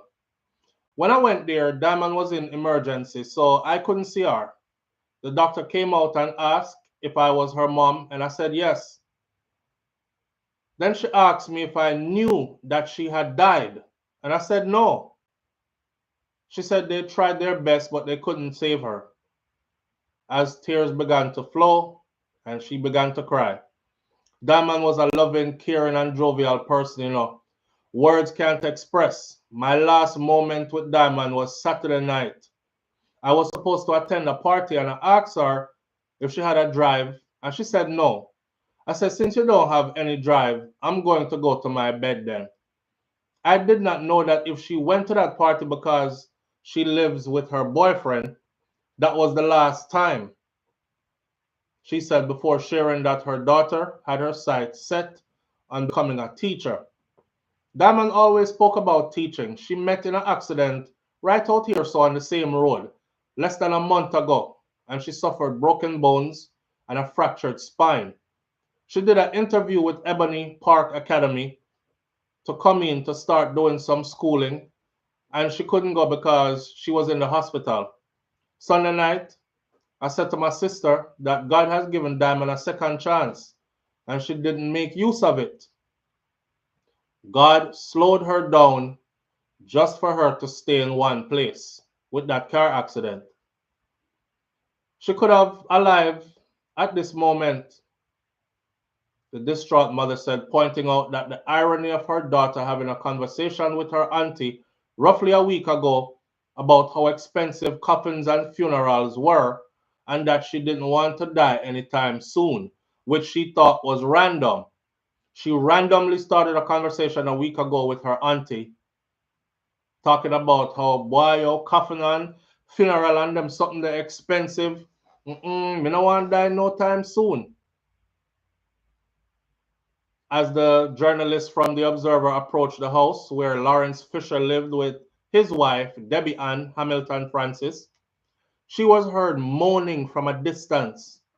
As the news team got closer, her legs were seen shaking profusely as she kept slapping her knee repeatedly. She had to be supported by her daughter and other relatives, especially because she didn't only lose a husband at the hands of these murderers, but she also lost her daughter, Cavell Daly, and she also lost her cousin, Courtney Messam, in the same attack. She lost her husband, her daughter, and her cousin. As she stomped her feet continuously, she repeatedly chanted, "Woy, woy, woy, Lord Jesus, Jesus, Jesus. Why did they do this to me? Why them do this to me? Me picnic dead. I inna me hand Gary dead. Them kill my husband and me picnic and my cousin. Them shoot out my cousin Yai. Them shoot out my husband heart. And them shoot my daughter in her head. God, why me, God? Why? I can't bear it. Me empty inside, God. Me empty. Gary feed me for the last time and never know say him a got dead. It hot. It hot, Jesus. Me never want none of them go and left me. Lord, I can't bear it. My belly a bun me, she said, as she screamed and wailed, piercing the air. Not much information could be ascertained on the other victims at the time as the Observer journalist visited the scene. However, relatives had suggested that it would make sense to do some follow-up visits when emotions are not as high in that space and the place is not as tense as it is now.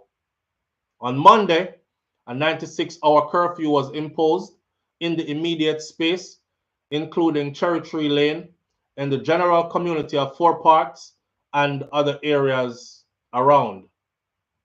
They have pictures here. You can go to the Jamaica Observer and see it. They have the picture of the scene.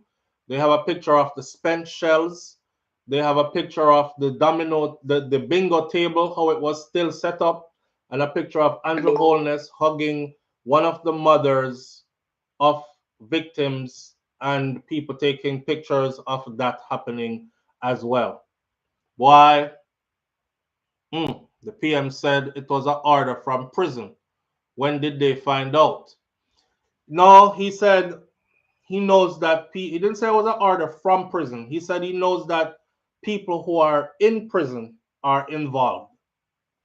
he knows that people who are overseas are involved as well. So that order, and also they're looking at one individual who just walked out of prison not too long ago. I believe it was a couple of days ago.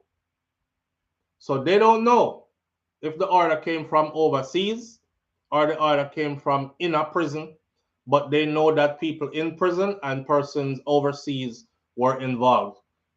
That's a lot of intel that they have right there, which tells me that eventually it's going to be narrowed down. The funny thing about all this is this, and we keep on seeing it all the time. Contract killing, big business in Jamaica. Shoot and kill, murder people, big business in Jamaica. But when them get catch, them always talk. Always. I don't know. I think it's one contract killer I've seen didn't talk. And I can tell you which one that was because it's stuck in my mind. If you remember, the guy who had a bunch of things, car upon the road, van, this, that, and the other, and he was remarried. And then when he passed away, his wife was acting a certain way with the belongings and the material goods, and she never want to give none to the children that he had. And remember that story? And them kill her in at the church. That story there.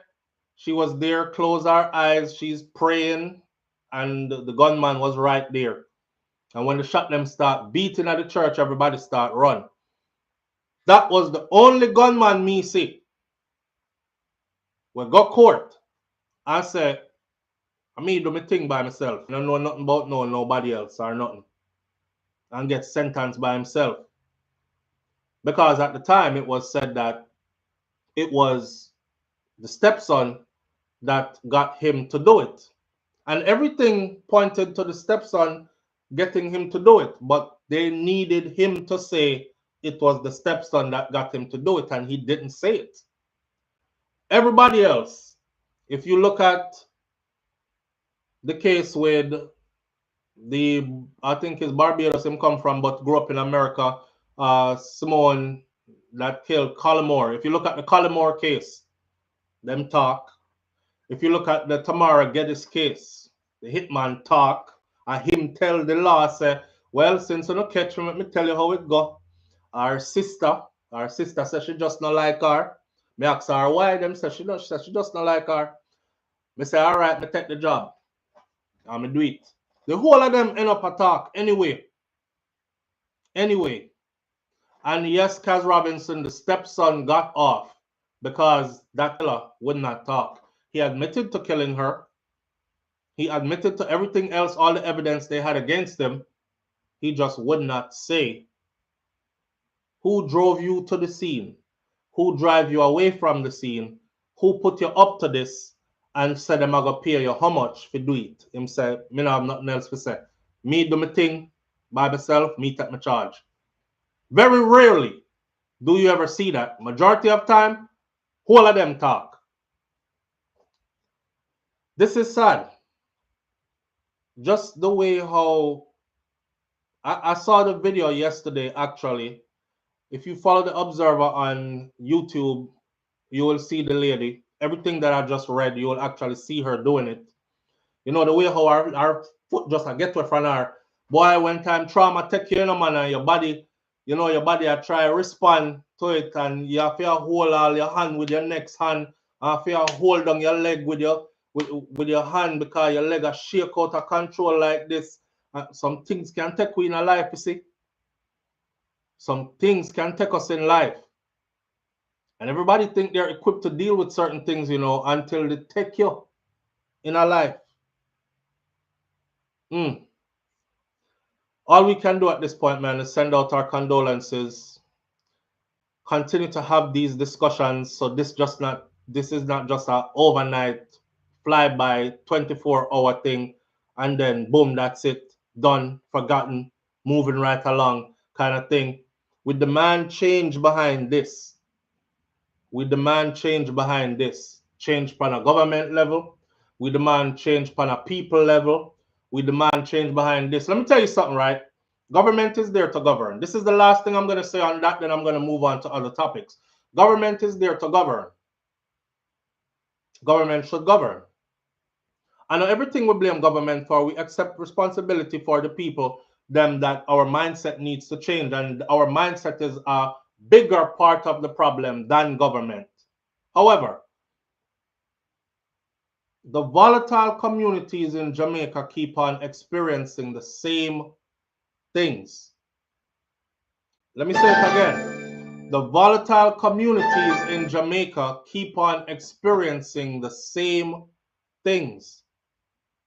Now, if you have your house on Monday, somebody walk up in your driveway, come to the front of your house and thief away something from the front of your house, a bicycle. And then Tuesday, you put a next bicycle out there and somebody walk up in the front of your yard and thief it away again. What are you going to do after a while? You're not going to put some camera around the place so you can see. Forget leaving the bicycle out there. Is your own yard. You want to be able to left the bicycle right at your front door if you want to. So you're going to put some camera out there because you want to see who come thief from right at your front door, don't it? The volatile communities in Jamaica keep on experiencing the same thing. It's not new to these communities. Might have been new to that lane or that particular area, place, but surrounding areas in that community, same thing. Where are the cameras? And the cameras aren't going to stop people from doing what they want to do, but it will surely help us to apprehend those who are involved in these things. So they keep on talking about Jamaica Eye, Jamaica Eye. I wonder if Jamaica Eye is only eye in tourist areas and corporate area in Kingston, and that's it. But it needs to be all over the place. It needs to be all over the place.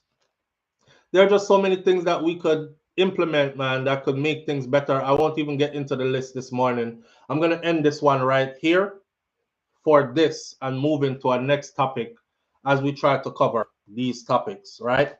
So people ask about death penalty in Jamaica. This is my answer to a lady who asked yesterday. We don't support the death penalty in Jamaica, and the reason is because there's a high level of corruption in law enforcement and also in government. So we fear that innocent people will be put to death if the death penalty is activated in Jamaica again. Somebody said, well, the good have to go suffer for the bad. Yeah, that's cool to say until it's your family member or you who is about to be that lamb going to the slaughter and the good is suffering for the bad. Then you're going to want to change your mind, right?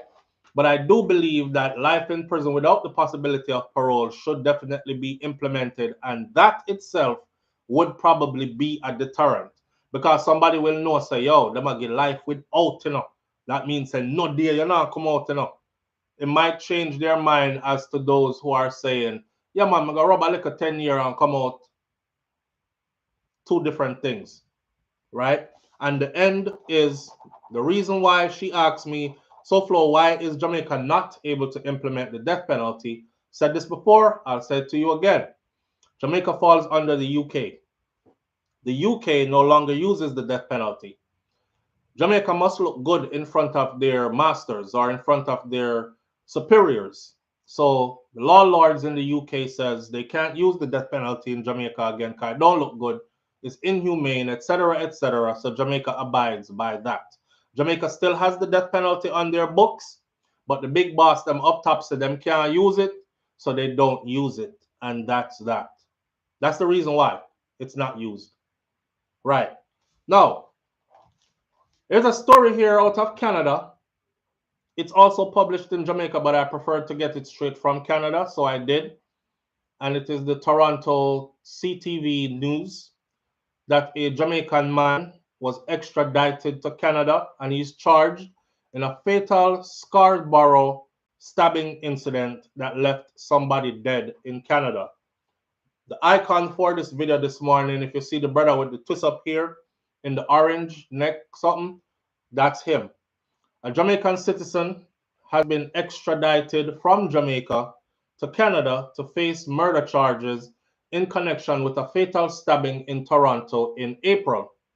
Toronto police said that 30-year-old Jason Chambers, who was wanted in the stabbing death of Mohammed Abdallah Mohammed, or somebody who they called Mo, on Friday. He arrived on Friday and was subsequently arrested. Hold on there, let me take this phone call real quick. Hello?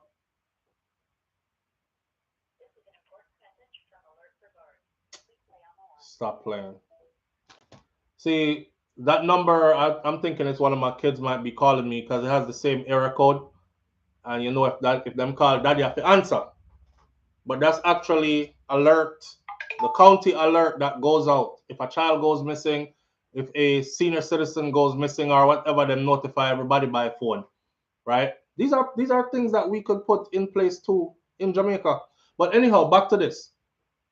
So he was arrested in Jamaica and he was subsequently sent to to Toronto to face his charges. He was arrested in Toronto as soon as he got off the plane, and they now have him in custody, and he has been charged with second-degree murder. Mohammed, also known as Mohammed Awad or Mo, he was found stabbed in a TCHC building in an area of Lawrence Avenue East and Morningside Avenue on the morning of April 24th. The person who stabbed him allegedly is this Jamaican guy, and he ran to Jamaica to evade the law, but the long arms of the Canadian law, working with Jamaican authorities, found him in Jamaica and made sure that he's sent back to Canada to face the music. Police said that the 40-year-old was pronounced dead despite their life-saving efforts after they found him, and he was the city's 23rd homicide victim of that year or this year. That's pretty quick. This happened in April, and he escaped to Jamaica, where in May, June, July, and August, you're extradited back. So not even 5 months, and them catch him already again. Now, the motive behind the stabbing is not known, as the Jamaican is not speaking to the authorities. They're trying to find out, why did you do it? What happened? Were you guys involved in any kind of a dealing? Did he try to harm you and you had to defend yourself? Like, tell us something. He's not speaking. And the police have said that the victim did not live in that building where he was found. Police are continuing to ask questions, and they are continuing their investigation as they try to get to the meat of the matter as to why this happened. There are numbers out there that you can call and help these police officers to solve this crime. The investigators can be reached at 416-808-7400, or you can call Canada's Crime Stoppers Anonymous and leave your whatever you know right there and help them to solve this altogether. They're pretty sure that the person that they have is the person that did the stabbing. They just don't know why. And they're trying to bring closure to the story for the family's sake, right? All right. Last part of the morning now, as I promised I would. Shout out to the people them who says, so you just gonna get up and talk about Vybz Kartel every day or every other day, so. Yo, at my time, you know, it's our time. For years, you were able to tell me to suck my mother, which is very disrespectful. Shut up. Me a criminal supporter. Him now come out. Him a got dead in there. You had your laugh. You had your years. Years. Whole heap of time, me shame off and hold on my head. See? Because I'm rooting for it, and then boom, nothing. And appeal denied. And this, that, and the other. And you laughed and you celebrated and you carried on. So nobody come for me now, come talk about, so you just have to talk about him every day, so. Yeah, yes, I am. I'm going to talk about him every day for quite some time, or almost every day for quite some time. because we've missed 13 years. Somebody asked me yesterday, SouFLo, don't you think Vybz Kartel is overexposing himself? Because I think he's supposed to go lock in and hide from the people them, take care of himself and spend time with his family. And then when him pop out, it's going to be pandemonium. Kartel has been very active on social media. You must understand, say, 13 years ago is not today. Times have changed. YouTube was not monetized 13 years ago. Kartel was vlogging 13 years ago. Remember, Vybz Kartel Speaks His Mind, Volume 1, and Few, and others. He was ahead of his time. He was already vlogging. Wasn't getting paid for it because the platforms were not monetized back then. I'm telling you this because I know. YouTube never paid no money back then. You were able to put up all video with people getting killed. One time I put up a video where, and I said, this is how we love each other. And it was a group of African youths lined up, like 15, 20 of them.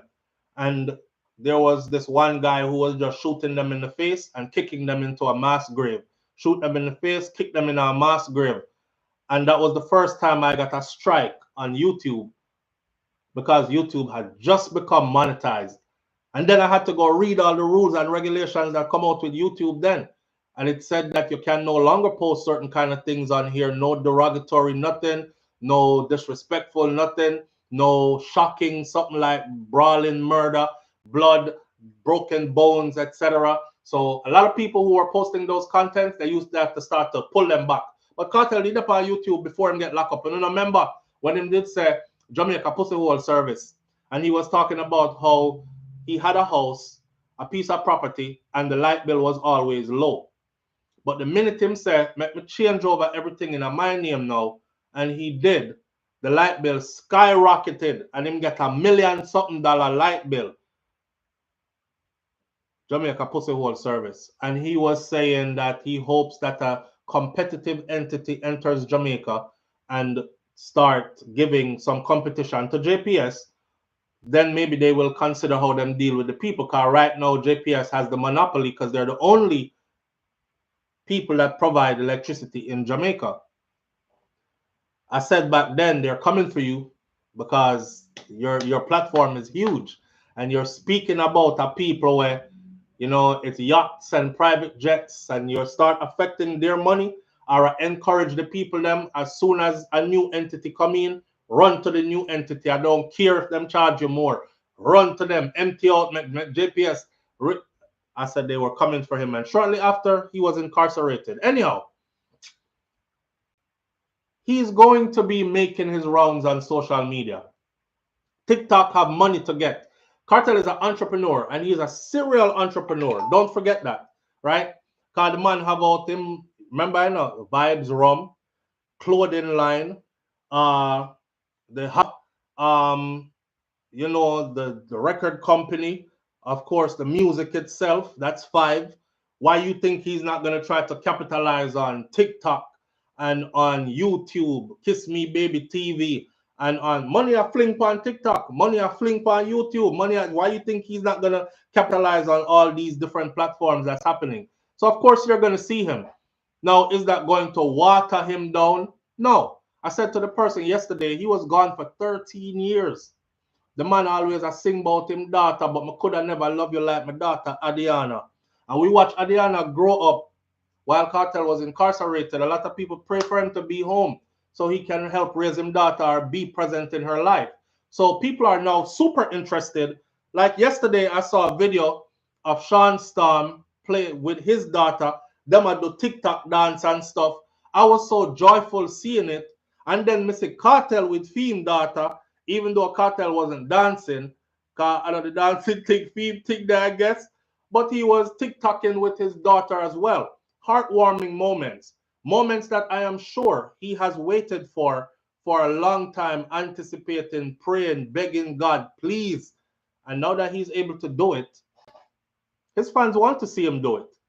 They want to see him playing with his daughter, taking her shopping. She told him yesterday that you are my chauffeur and you're my, I think she said, chauffeur and financier and our bag person. So he must carry our bag them, carry her go shopping, carry our bag them, drive her, all these other things. I mean, I say, boy, the privileges, you know what I'm saying? She is happy. She happy. She can tell daddy say, come take me shopping. I need new shoes. I need this. I need that. Our butler, in my butler too. He's everything. And the children are grown. Sean Storm daughter big.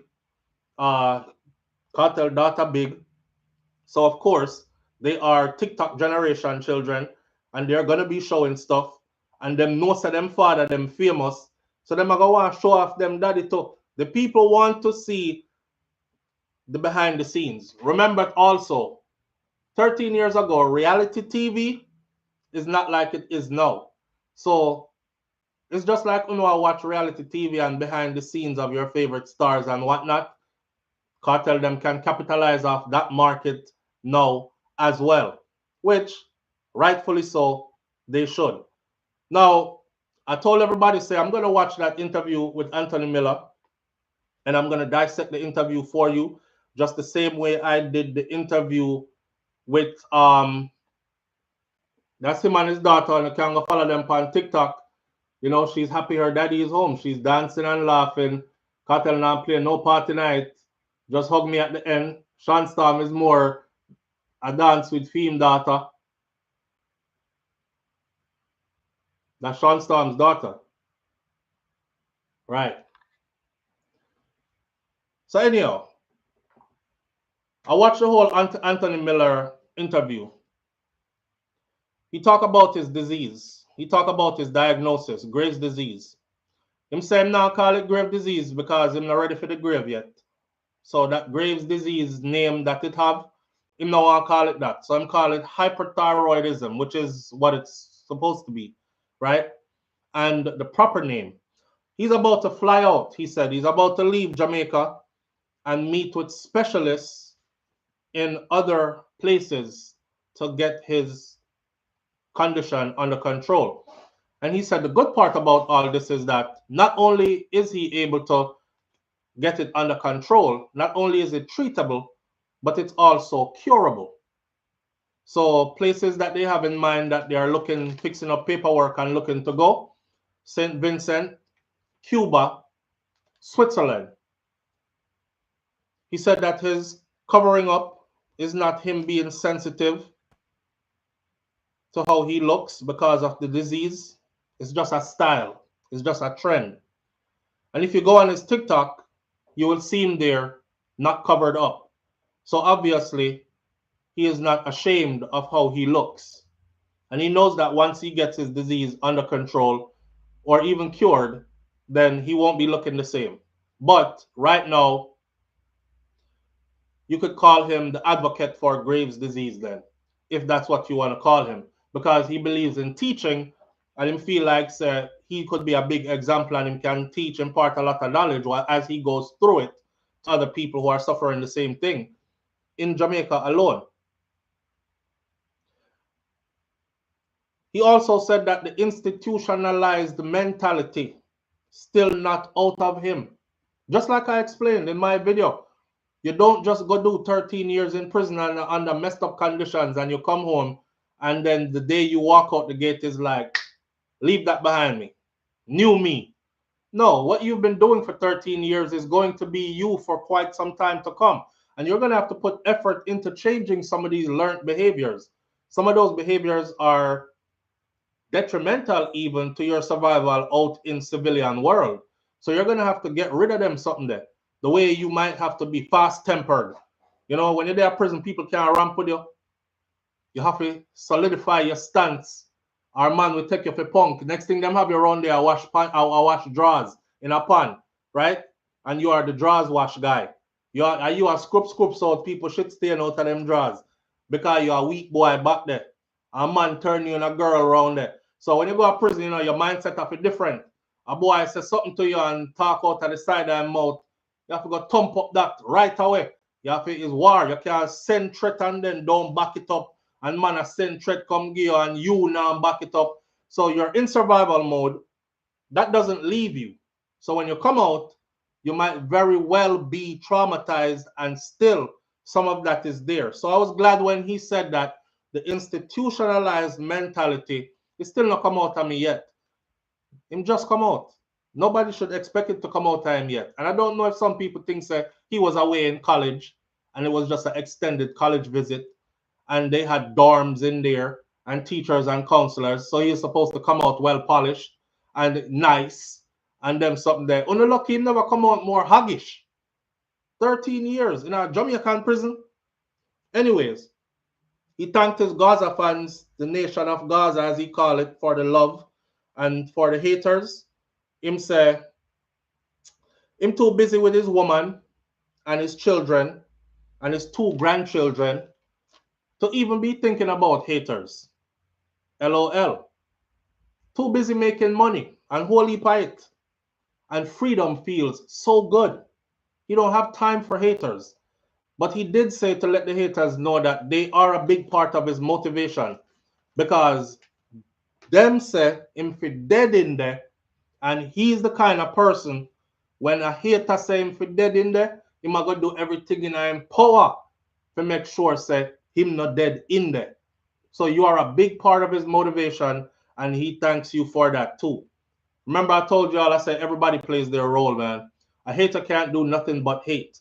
A person who is loving, caring, supportive, they can't be nothing but supportive. You know, everybody plays their role, and that's just life and creation, right? Serve them a 2-piece box, Audrey. Yeah, you have to drape up a boy and thump out him teeth. Fling him down and kick him in the mouth, bust out 2 front teeth or something. You can't be in a prison just to talk about somebody is like, what, nigga? I'm going to stab you in your neck. And you like, yeah, all right, whatever. Nah, as soon as him said that, you have to close distance and do something, damage a boy. But you can't act like that when you're out here in civilian world. See? The man said no have time to think about haters. Them children, them is his priority, his woman and his grandkids, his 2 grandkids, and he's too busy enjoying this freedom. It feels so good. It's so one hate all the hate you hate. All it do is put in more fire, more fuel to the fire, right? Now, for those who said that he is guilty and he should still be locked up, he answered that question. Shout out to Mr. Anthony Miller, because Mr. Anthony Miller for ER asked some real questions. I ain't gonna lie, he asked some real questions. Now, for those who said that he's guilty and he should still be locked up, he said the law is the law and the Constitution is the Constitution. And what the law says is what I have to work with. That's that. I'm an innocent man. That's it. And I'm out. I'm free. So I don't have to explain nothing to nobody. Just like when time Buju did get in a theme situation and Buju went and did his time and Buju came out, a lot of people were on my platform saying, we don't want to hear nothing from him until he gives us an explanation, a complete explanation. And I said, no matter what Buju tell Uno still gonna think he didn't tell you enough, or him hold back something, or I know saw it go. So he owes you no explanation. You know him as a musician and he will give you music. So go and enjoy the music. But at the end of the day, he's still a person who has a personal life. And some of the details of his personal life, he owes it to himself to keep private. Not only that, it is his life journey. So he is allowed, just like you are allowed, to be a frigged up person in 2004. And then when we meet you 20 years later in 2024, you're matured enough to have overcome all these frigged up things about yourself where you can look back and say, boy, that's been a journey, you know, but that's how I was back then. And things happen and this is life. But I made mistakes, I learned, and I've grown and I'm different. Allow me to move forward, right? All the time I say this. People seem to love holding people in their past. I want you to be right here. So in your past, you must live in your past because this how me remember you. But they don't want nobody hold them in a for them past, you know. If you tell them, say, yeah, remember you, you used to be a frig up person. They're like, oh my God, that was so long ago. I'm not the same person anymore, you know. It's been 10 years. Why are you still saying that? I don't even remember half of what you're saying. So why always I try to hold other people in a for them past? Okay? We're all humans. Everybody go through changes. Allow people to grow and move forward, man. I no longer live at that address, Kaitai Jai Empress. Absolutely. Now, as for those that are saying that he was not satisfied with being on top of the musical game and that his ego got to him and he wanted to be a crime boss, he said, a Portmore Waterford me grow. It grew rough over there. So. But that was never the aim. Rumors and no spread. That was never the aim. The aim was never to be no crime boss or no gang nothing or no done nothing. Because remember, you know, we're intelligent people, he said. He said we're smart. And we have seen where every crime boss end up. So obviously that was never the game. Kind of like remind me how them say he was the leader of a gang that was responsible for over 100 murders across the island, but them couldn't even give it the name of a gang. If you can identify a gang that I'm the leader of, that means that you must know the name, not true? Them couldn't even do that. But anyhow, it's not justice for Lizard, he said. It's crucifixion for Kartel. And that's what they were dealing with. They weren't dealing with justice for Lizard. They were only crying out justice for Lizard. They were dealing with crucifixion for Kartel. His case was botched. He owes no one an explanation because he is free.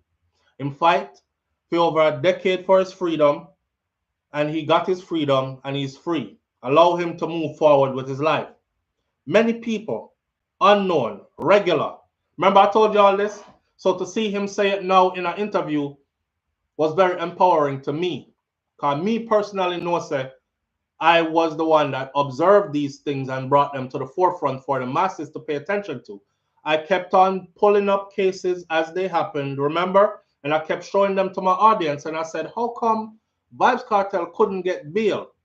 But them two men here would kick off the door of the house and pepper the two women them inside with gunshot. One of the women lived and the other one died. The woman that lived, after them kicked the door off and pepper them up with gunshot, the woman that lived, she was able to identify the guys that did it. Those guys were arrested. They were brought in. They were charged with murder and they were let out on bail. How come Vybz Kartel couldn't get bail? So I kept bringing the stories in. So Kartel in his interview now with ER, he said the same thing. He says many people, unknown, regular, them get caught for murder all the time. Them get charged with murder and them get bail. How come Kartel couldn't get bail? See? He was so sure that he was coming out that he sent for Sidem 2 years. 2 years ago, before he came out. Come, get in at the place, start get acclimated to the place, used to it, you know, get used to being in the house, because there's some me I got there, speaking things into existence. He believed wholeheartedly that the day would come where he would actually walk out. So he sent for Sidem 2 years ago to come live in Jamaica and get ready for his freedom. Isaac Buchanan again is to be hailed. Isaac Buchanan gave him that much hope and that much surety. We said, hey, Isaac, you're the man. See? Then Kartel went on to say, him stay in a prison. A prison mistake. I'm by the BMW X6 SUV where you see out there. So 3 months ago before my release. 3 months ago before my release, because he was sure he was coming out. And you know, a lot of people wanted to hear say him come out broke and destitute and have to run around and scrape up money now. And desperately, me come out Monday, me have to perform Monday night because me need the money. Because things bad. The years, they broken me. They emptied me financially. That's what a lot of people was praying for. The man said 3 months before me get released, I purchased the BMW X6 SUV you see outside there. Pretty nice SUV, up to the time, up to date SUV. And I said this all the time, a lot of our people are driven by jealousy. The man did 13 years in prison. 3 months before he is released, he purchased a car that you have been working 13 years for and still can't buy one for yourself. I mean, no say no found to like them, because that's the signature Jamaicans, Beamer, Benz, you know, them kind of something that it say you have money. And you still can't buy yourself one yet. So I want to take them out on payment and see the payment you have a strangle every month. You have to eat ramen noodles to pay for your things. So for a man, for us outright purchase one and say 3 months before I come on road. Yeah. This is a testament to his financial well-being and a testament to the confidence that he had in Isaac Buchanan that his freedom was coming. You know, it's hard for your lawyer to keep on telling you, go and chill, man. May I tell you, say, you come out, watch and see. Them a do what them a do. Make them do what them a do. We have this. Watch. Yeah. Swear on mommy's life. He never lost hope.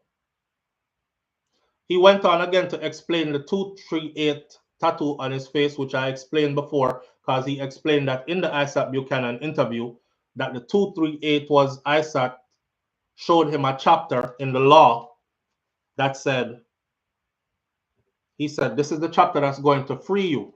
Remember me tell you this. You can tattoo it on your face. Kartel said, Isaac said it as a joke. He took it serious and tattooed it on his face for real. And it's the same clause in the law, chapter 238, that the Privy Council used to free him.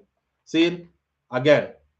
And he said he swore on his mom's life. He never lost hope all those years. But you know, I could tell that he never lost hope all those years. Because there's no way somebody who was feeling hopeless could make songs like Fever. You know, say Fever making at them time, yeah? Fever make when the man do a life sentence and a fight for freedom. You ever listen to Fever? I upon honey, wine for me, baby, everything, Chris. Yeah. And all the other songs them we make from back there, so you know, say he wasn't hopeless. See? Haters and bad mind are motivators just as much as the fans are, he said. He explained how he passed the time in prison under constant lockdown. He said he did a lot of reading, did a lot of writing. Right now, him have albums worth of material of songs written, ready to go already. But people have never seen him perform songs like Fever and all the other hits that he made from behind bars. People haven't seen him, so him have whole heap to work with coming out, plus the whole heap that's written and ready to go. So he passed his time by writing, reading a lot, by reasoning with others, you know, beside each other. Them are reason because he was actually on 23 hours lockdown for most of his incarceration, and talk to his loved ones, whatever chance he could get. Remember, you know, Kartel never shy from it. Him say him have the phone in there. And sometimes them get catch with it, sometimes them didn't. And as them take with the phone, him get the next one. People are out here saying, how could you say that, you know, that's snitching or whatever. That's the man telling his story. That's the man telling you how his will to survive was not defeated. Someone will get a life sentence, going there go look man and turn somebody girl and just settle in for your 35 years ride. That's what's that's what's all to do. Me not fight this, you know. Me just like me I look for a man. Cause me I gonna need a release. And that's some honor though. We watch the prison videos all the time. We watch the prison documentaries all the time. I brought this to my audience before. That's why I said this is not one place where me need to go at all. I'm telling enough young youth said make sure said that is not the place you are headed. Because them something they happen in there. Some man go in there and lose hope completely. I have a cousin who did an extensive period of time. And my cousin come tell me about how the boy them in there use the Kool-Aid and them save the Kool-Aid and them use it to red up them lip, and how them make prison panty. Got them have runway show on the tier. So you're in there, you can't not see it. And these kind of things. Man in there muggle for next man and them something there. Lost hope. The thing that messed me up though, what my cousin said was, him said, cuz, and not even the man them will come in, we get long time, you know. As some man we do some 3 year or some 5. I do some 3 year or some 5 year come in at them something there. Yeah. I said, wow. Man, no say I go home in 3 years. I just have to rub out the 3 years and go home yard. And 3 year coming like life sentence to him. Him just give up hope and just gone. You did well want do that long time. You just couldn't do it out a road. So you feel like say in there, so you have an excuse. Anyhow, again, they asked him, he asked him, what was your worst moments in prison? Kartel said he had a lot of worst moments in prison. Just going to prison and having to acclimate yourself, get that wicked sentence there, 35 before you are eligible for parole. It was 38 before eligible for parole for almost 40 years. And that's just eligible for parole consideration, you know. I told y'all he had a coffin sentence. So when them tell us at 35, 40 before you're eligible for parole, it don't mean you're coming out in 40 years or 35 years. It means after you do 35, they will start to consider you to send you before the parole board. And this is where they have the upper hand. Because them can easily say, nah, you've been in here giving trouble the whole time. Go sit down. I'll see you at parole board in another 5 years. Now, they are supposed to give you a date when they will see you at parole again. They will say, I'll see you in another 5 years. I think you need another 5 years to cool your heels, to, you know, to rehabilitate yourself. Now you're in there 45 years. Go back parole board. Them sink you again. Nah, you're still not ready yet. That's one of those sentences that Vybz Kartel had. His sentence didn't have an out date to it.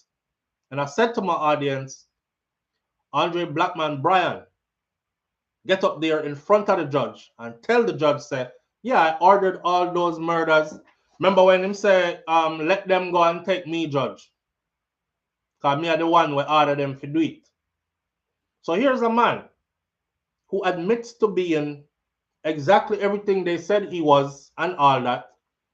And he got a sentence with an out date. His date has an end date. Cartel date never have no end date on it. They could have had him there for 100 years. And after 60 years, they must say, no, you're not ready. We'll see you at parole board in another 5 years.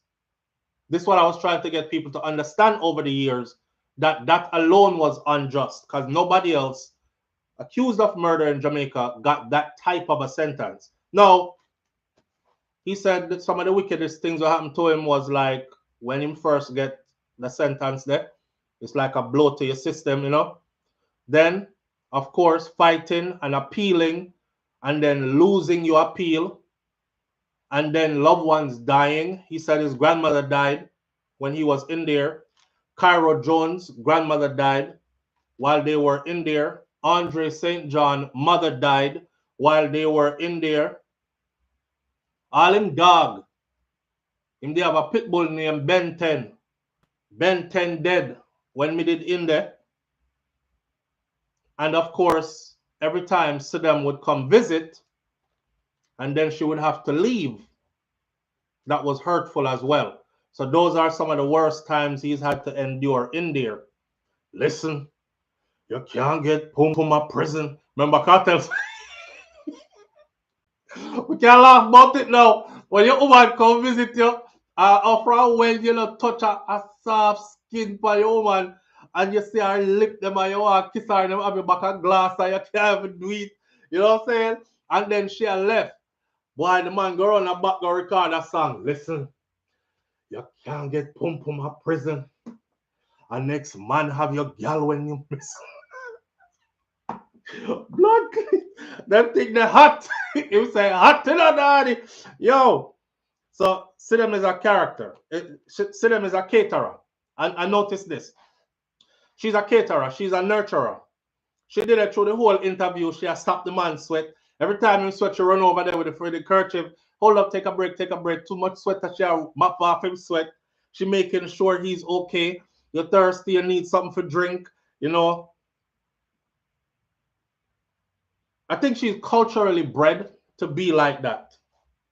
I don't know why some black women get offended when this is said, but certain cultures, the women are bred to be submissive to their man. You know, that's just the way they're bred. I know nothing against you. It's the way how they are bred, right? So I think she comes from that type of a culture, and she is bred. She actually reminded me of when I was in the UK. I met this girl from Morocco named Gita. If Gita is out there now and she said this, Gita, big up yourself. I'll be even more specific. You have a son named Saeed. That girl there would have set my bathtub, put me in at the bath, bathe me herself, you know, head to toe, you know, washing between my toe them, everything. Then she would have cut all my toenail them and my fingernail them. At the time I had a nose piercing. Back then, I talk about Tupac Shakur era. So Tupac Shakur, one of my persons I was looking up to, you know, idolizing maybe. Tupac had the nose piercing, I had the nose piercing. Gita used to take out my nose piercing, clean it, put it back in, make sure say exactly when we want to eat. That is what was presented every single day. You know what I'm saying? That just like, but they come from that kind of a, that time I'm bad like yours, you know. And no man is supposed to be good to somebody like how me was when when them time the in my life did I roll off. I was young. You know what I mean? I was young. And coming out of my Jamaican culture, you know, man have to have enough girl and girl in a bungle. Girl from Rima, girl from jungle. So thank you, Beanie Man, for putting that in my head. And I was actually living it out. But Gita now, she used to hang on to it. Yeah, but she remind me of Sidem in that manner. Watching the interview and how Sidem was active in the interview, it kind of bring back that. So he talks about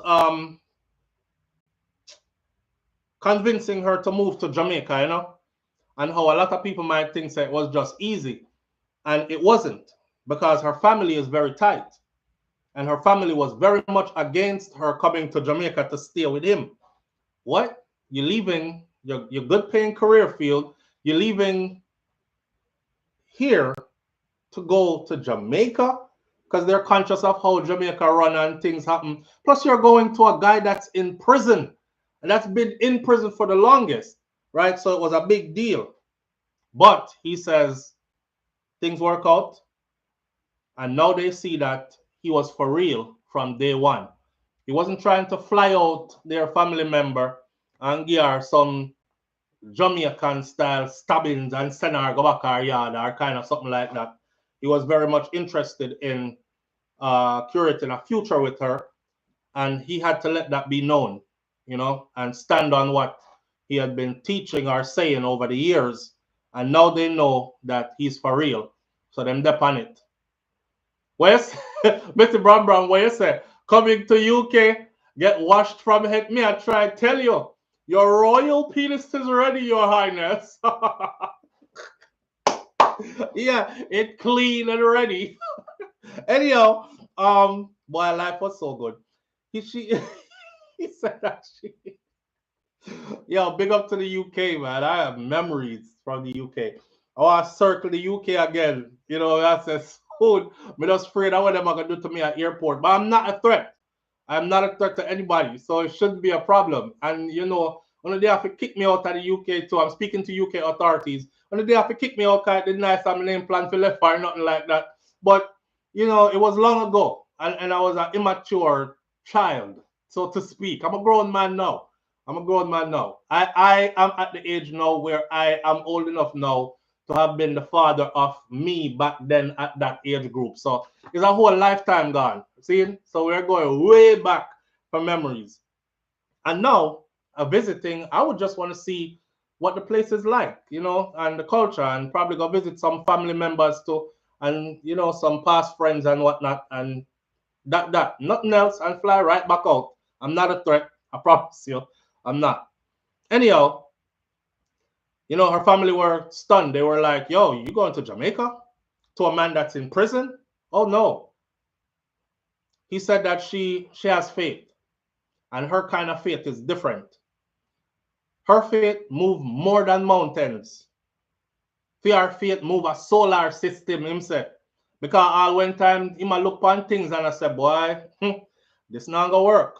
You know, she was the one that was like, it is. It's watch and see. It's going to work and it's gonna work just fine, right? So she fear faith no move mountains himself. Fear faith move a solar system. This is the part where I say, I know everybody can handle the long distance, you know, because Shorty give up.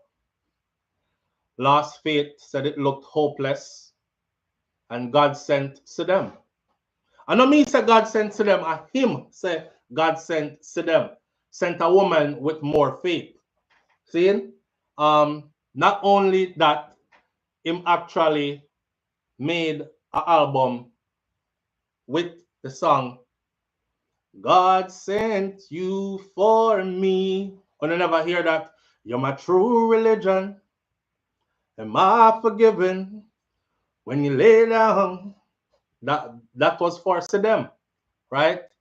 God sent you for me. This is somebody said the other day. Shorty, go and hold up your head here and listen to none of them because any boy will cry over you and have to go make a whole album can this year. See? Me never hear Kartel this Shorty yet though. But and he's never spoken bad about her. I'm sure he's conscious that this is the mother of his children who he loves so much. So you don't speak publicly and degrade her in any kind of way. People are gonna do what them do. And him not have time to go around and fight everybody and don't say that and stop say this and stop say that. But him want Shorty to know that too. And I think she knows that as well, right? She said it's been years. This is Shorty yesterday said it's been years. You know, people are try far, I try fight her in many different ways, but she's still here. One Tanisha, still standing good, still looking good, still boss lady, still doing her thing. And big up to her for that. Them non-talks that she's a good mom, that she raised her children honorably, and her children come out good, etc., which I've said quite a few times already.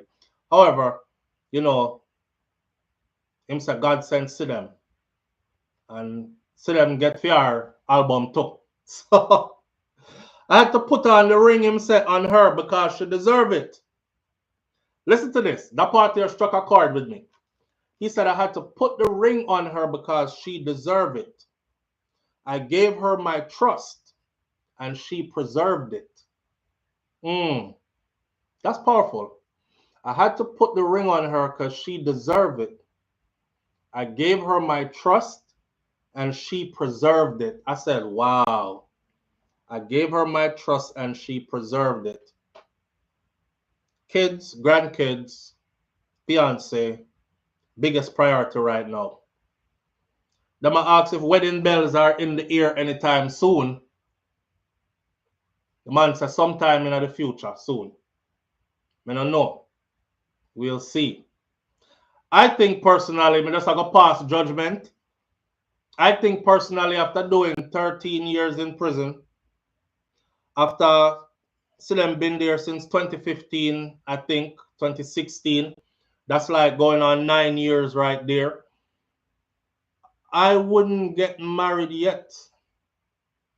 I would need to live with her for quite some time. Me get acclimated to her. She gets acclimated to me. Me see if me can stand your poop smell them and them kind of something. I don't know if woman ever fart around you yet.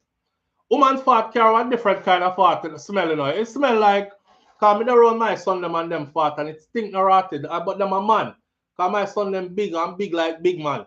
But a woman fart come with a pum pum smell to the fart, right? So you have like a fishy smell with the fart on it and it don't smell too good. but you want to know, say, you can handle them thing there. You know, her mannerisms and is she aggressive and disrespectful and talk over you and you know, all them kind of something there. You want you are right, so we out of order. You want to know all them things there. So I wouldn't rush into marriage if I was Kartel. I would have still go and filter out the thing. Because people pretend, but them can't pretend for so long. Not saying that Sidem is pretending, because he already said he gave her trust, his trust, she preserved it.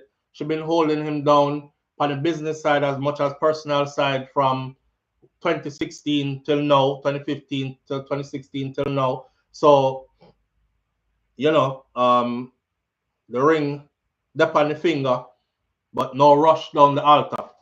Don't rush down the altar, my G. And that may I tell you, don't rush down the altar. Yeah, because marriage is sacred, sanctity, that it's supposed to be forever. I learn. Marriage is supposed to be forever. There's not supposed to be no, oh, I'm tired of this, I'm out kind of thing. If you're the kind of person that feel like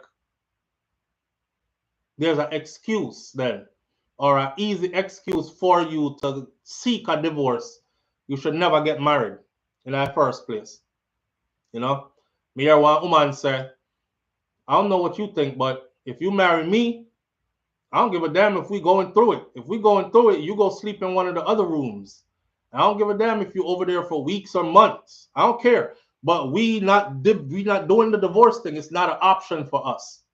There's a multi-millionaire, almost billionaire man did an interview the other day, and them asked him how come his marriage lasts so long and whatever, because in his position in life, he's in the entertainment business.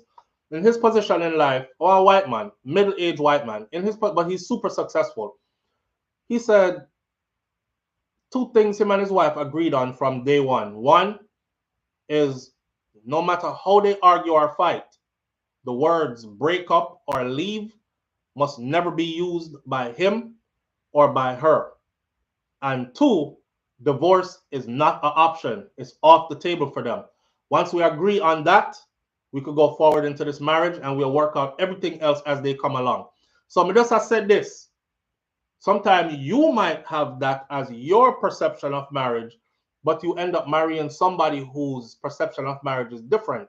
If you start talking to me hard, if me feel disrespected, if you know ram out me hole long enough, if I'm not getting it 10 times a day, 7 days a week, if you not give me this much money if you go shopping monthly, if you're not this, if you're not that, they have a long list of things that you must fulfill, and if you don't do them, they're going to divorce you. But them not tell you them something there up front. Them just come act like say, you know, marriage is, yes, I'm here with you and marriage is forever and I'm not into no divorce. But you skip one of them things upon them list and you get hit with that, it's not you, it's me. I'm not happy anymore. I have to go by and duck out by you, right? Katai says, that me say long time. We are not divorcing. Seeing? You have to stay and work out your thing, don't it? I think she deserved that ring right now. Not care what she come with. He could be able to take all her flaws. He should be able to take all her... No, sir. Me not say that. I don't say that. Mr. Bram says, I think she deserved the ring right now. And he should be able to take all her flaws. No, Mr. Bram. What if she find out so that is not the person she want there with? Remember, I know they have never lived together. We talked about this before. They never lived together yet. See me and come live with me are two different something. The man might have some mannerisms where she can't deal with herself. And one day she pack a bag and say, shoops, I'm out. And disappear. You know? And not just on fair side if he can tolerate. It's on her side too if she can tolerate certain things. Mind you, his traumatic situation that he's coming from now, and him have to go refix and realign himself.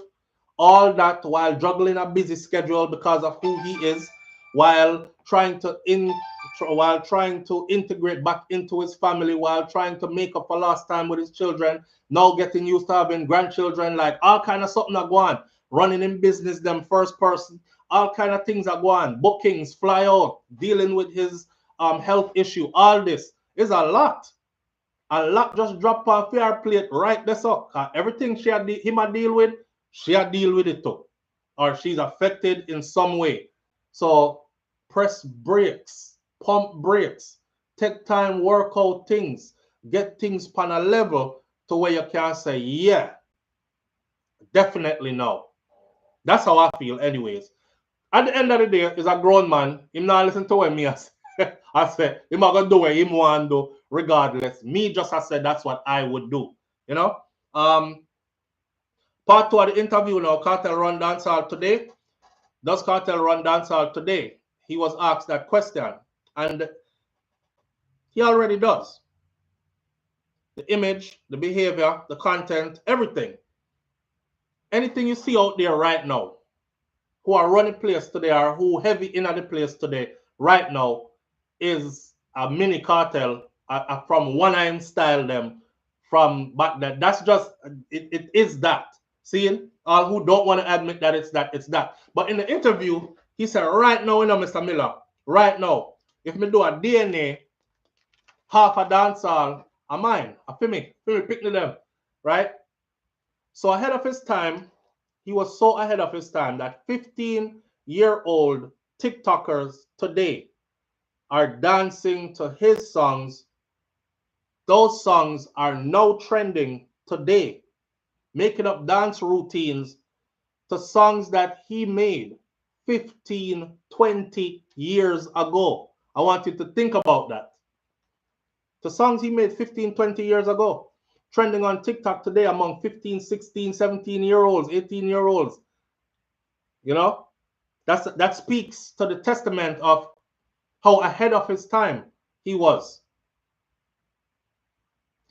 She said she want gangster. She don't want Silly Billy. She want a man with a jackhammer with drilly. And them song there, you know, see them a trend heavily on social media. Then he went on to say, good music can't dead man, and great men live forever. Yeah, not in the flesh sense, but great men live forever. Why were you seen by the system as a threat? That question was asked. And I was like this on the edge of my seat, come on, hear the answer. Why were you seen as a threat to the system or by the system? He said, boy, them I say, I mean mash up the picnic them, and I mean did I lead them astray. Some say me have too much influence. Some feel it's a combination of those things. Them saying he has too much influence and them blaming him for mashing up the picnic them and all these kind of things. I remember this is the first time I knew that Jamaica had like a one house federation for the churches. I don't know how to explain it, and they have a head. And I remember that individual doing an interview, and he specifically said, if we did not put Vybz Kartel in prison, we would not have a school system in Jamaica today.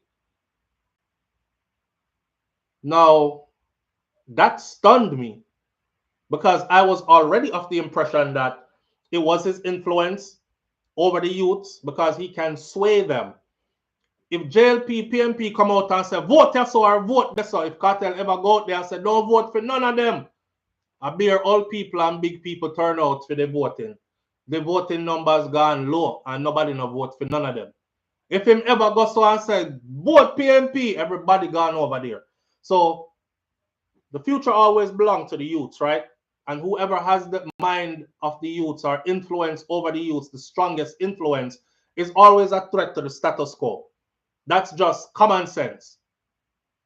And he says he feel like it was a combination of all those things that he became a threat to the system, among other things.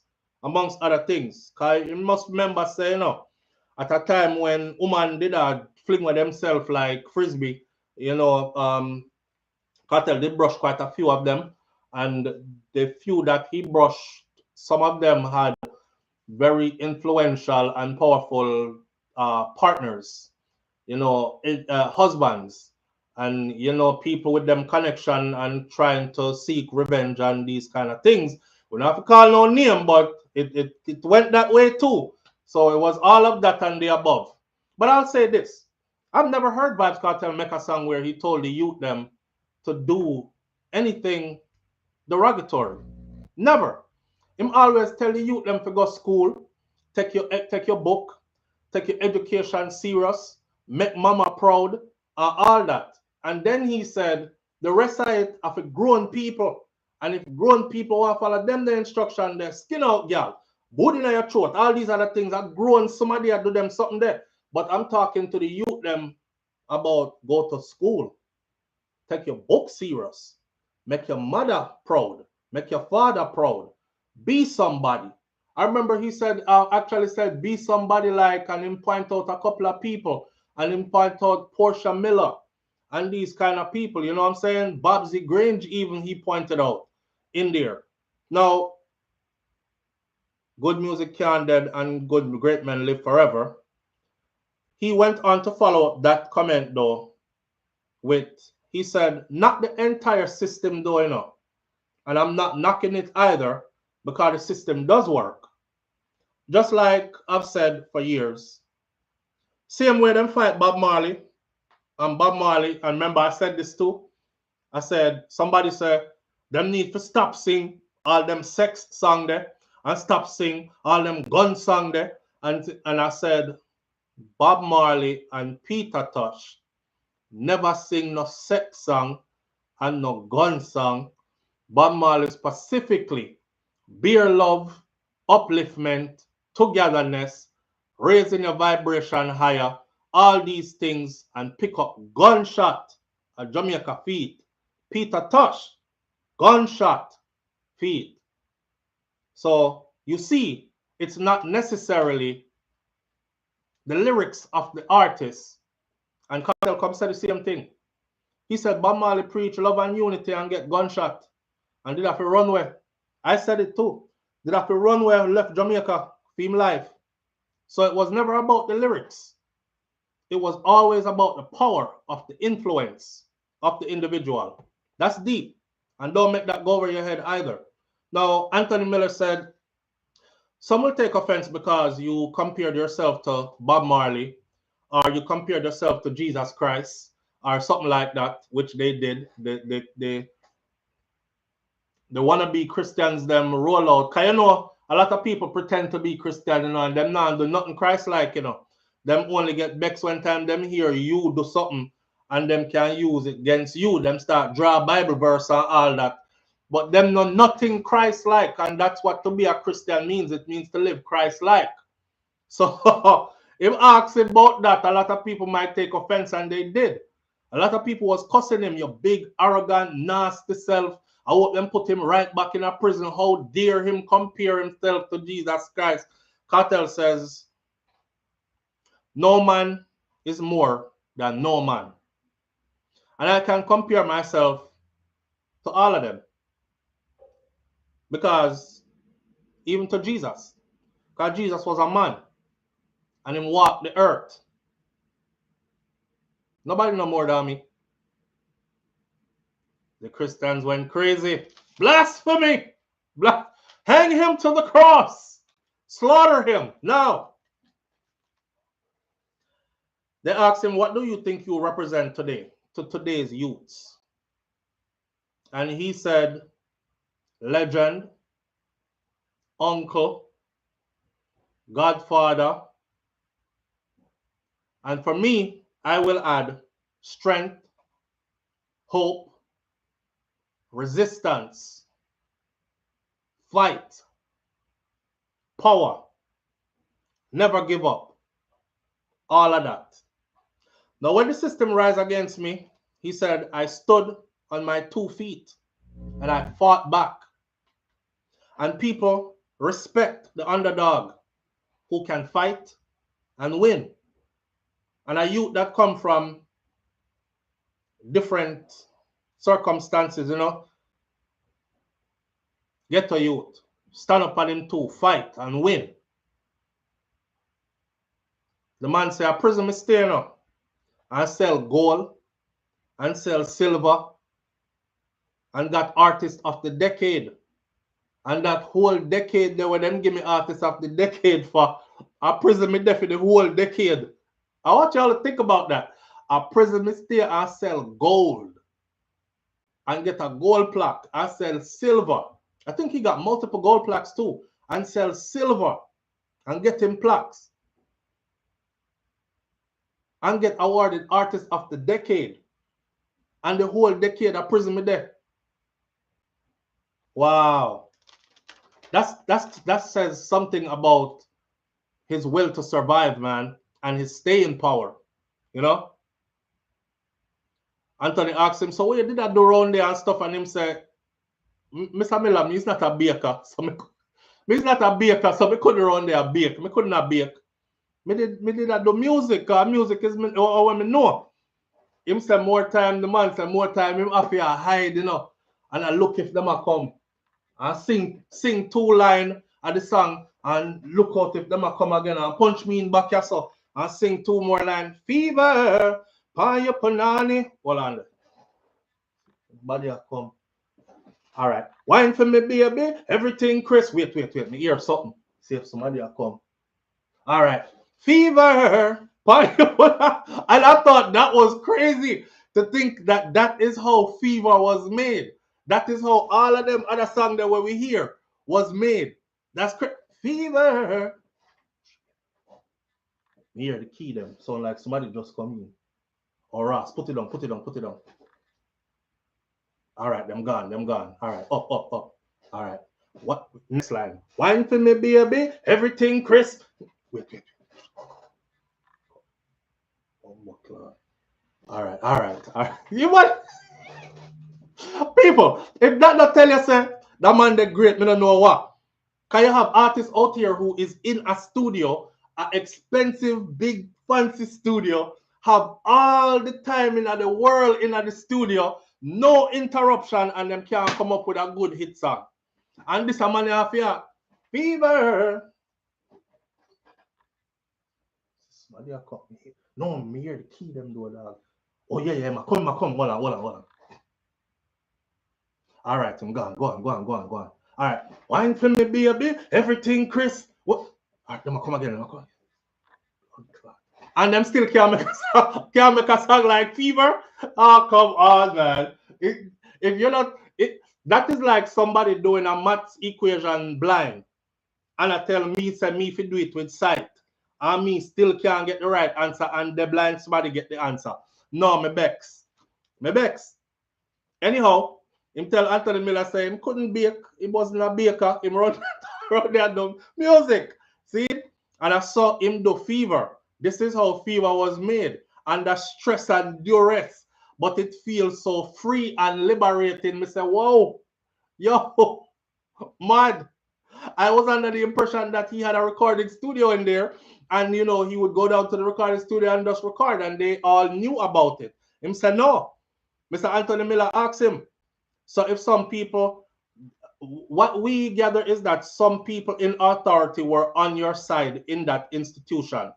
People who were representatives of the institution were on your side. A big feds question that, you know, big setup question that, you know. But Kartel no slow. See? And him never miss a beat. So when Anthony Miller asked him about, some of them in there were on your side, the guard, them and stuff, and make sure, say, you know, you have the space for record and the time and stuff. And tell you when somebody are come and all this. Kartel said, nah, me don't know about that. I don't know about that. Did you have to hide and do it? Is what I'm trying to ask you. Mr. Miller said, did you have to hide and do it? The hide and record in there. Him say, yes, I had to. Now, the return concert is expected to be crazy. Is expected to be huge. Is expected to be pandemonium. I think a whole heap we need to link up and head that way. But we'll talk about that when we get closer to that time. Go and save on the money. And for some of you who have never been or hasn't been to Jamaica in a while, may I tell you it's a good time for you to go. Right? Kartel says, me not like people stealing up. Because Mr. Miller asks him, so who are the artists or the list of artists that you want to be on your show? Him say, me not like people stealing up. But Spice and Skilly Ben. Now, you know, Spice has always been an advocate for Kartel. And over the years, I think Spice is the artist that called out freedom for Vybz Kartel more than anybody else. Not think, I know. She was. Pretty much almost every show. Yeah? She kept his name alive in every show what she do. For all them years, yeah. So, and at the time I was wondering why more artists weren't doing it or others weren't doing it. But we're going to talk more about that on a video that I have coming up. I'm not even going to tell you the name of the video because sometimes I say what I'm going to do next and somebody run go do a video with the same title before me could even do my video. But stay tuned because it has to do with this right here. about the concert and about who him said the lineup is going to be and all that. All right, moving right along. Are there offers coming in? And are you even taking those calls? Mr. Miller asked him if he might get any offers to go perform anywhere, and or is he even taking those kind of calls right now, or if him just a chill and go and bill right now. Him say, yeah man, I'm gonna take the call them to come, I love money. You know, but take the call them to come, I love money. A whole heap of money the man just spent to free himself. I'm sure he want to make back some of that money. And plus him have children and grandchildren, and he seems to be a very giving father and grandfather. So, you know, it requires a lot of money to keep your family comfortable and in a high lifestyle. So, yeah, man, him say, me take the call them because I love money. Now, after the show in December in Jamaica, we have Trinidad lined up. We already have the Bahamas lined up, and we are currently negotiating Grenada and the Barbados as well right now. After the show in Jamaica, we have Trinidad lined up. Big up to Trinidad. Me Trini them, a whole heap of Trini, part of cartel movement. So gear yourself up, because the man said after the show in Jamaica in December, Trinidad is next. Bahamas is next. Those are already solidified. Negotiating now currently Grenada and the Bahamas. And him also said for the December show in Jamaica, we're not giving the location yet. But I think you know, because it's only one man can pay me. Because the fee is a hefty sum. I seen somebody jump up and say, I Joe Bogdanovich. So whatever the venue is, I must Joe Bogdanovich. Because I'm saying only one man can pay him because the fee is a hefty sum. Don't know. I don't know who it is. I'm not even going to try to guess who it is. I'm just waiting to see. People out at airport, build some more runway. Is what he said. The people about the airport, I can tell you, say, is build some more runway. The venue holds 50 to 100,000 people. It's a huge venue where it's going to be the first concert. But I guarantee you it's going to be another 50 to 100,000 outside, because they're going to be coming in like that. Lesson. He said time is precious. That's the lesson he learned from all this. Stay out of negative energy. And when time gone, you can't get that time back. When they asked him if he was affiliated with any political party or has any political aspirations, him said, if me run for MP right now, may I tell you something, I can't lose. Member of Parliament, I can't lose. And that is for sure. They asked him, so where would you run for? To be, you know, the leader of what constituency?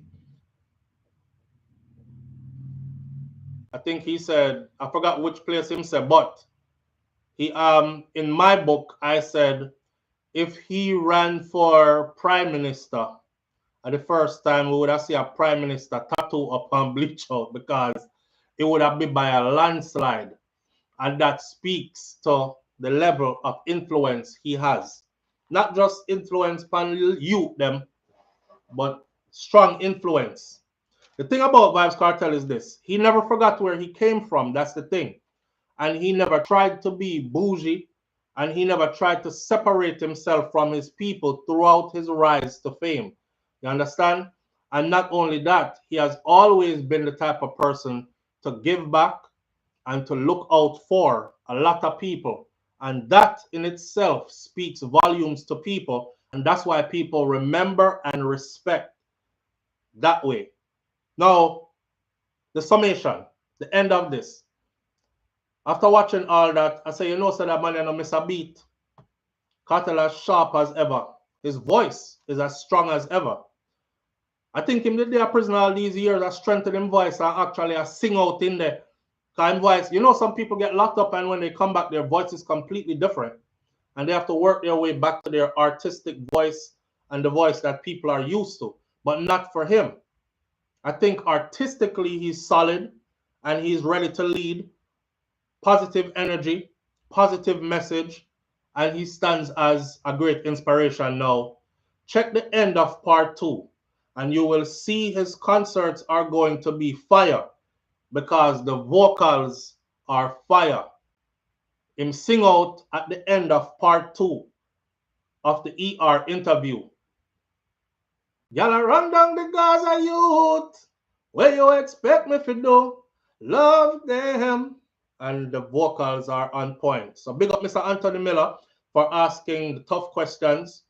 Big up Justice Marva Bishop McDonald for not following trend and for doing the right thing.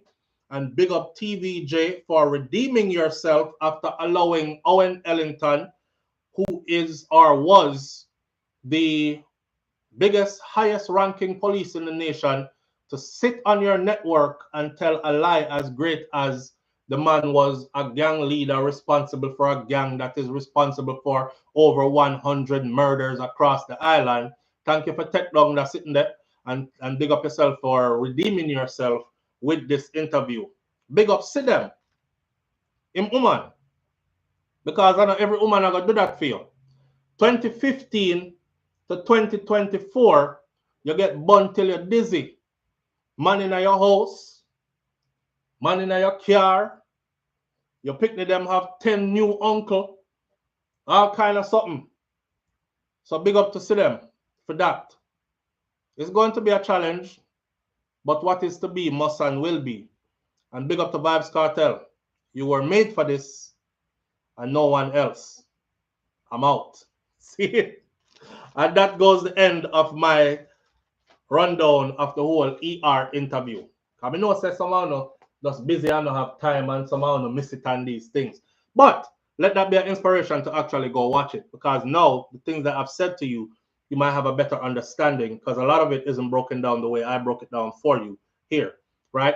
With that said, what good family? Audrey Wright, big up yourself. The Buffalo Soul the rest says, do you think that he should be advising the public where and when he will be going places? I just don't trust a bad-minded. Yeah, I don't think he tell people where and when he's going anywhere. I think they see the videos and they think. It's just like me, when people see me video them, they're like, oh, you're in Jamaica. Welcome and have a great time. I'm glad to have you back home. It must be such a joy to be back on the island. Me gone long time. You know what I mean? Me gone long time. Me left last week, kind of thing. So thank you, sis. Missy Brown, big up yourself. So I don't think he's telling people his whereabouts.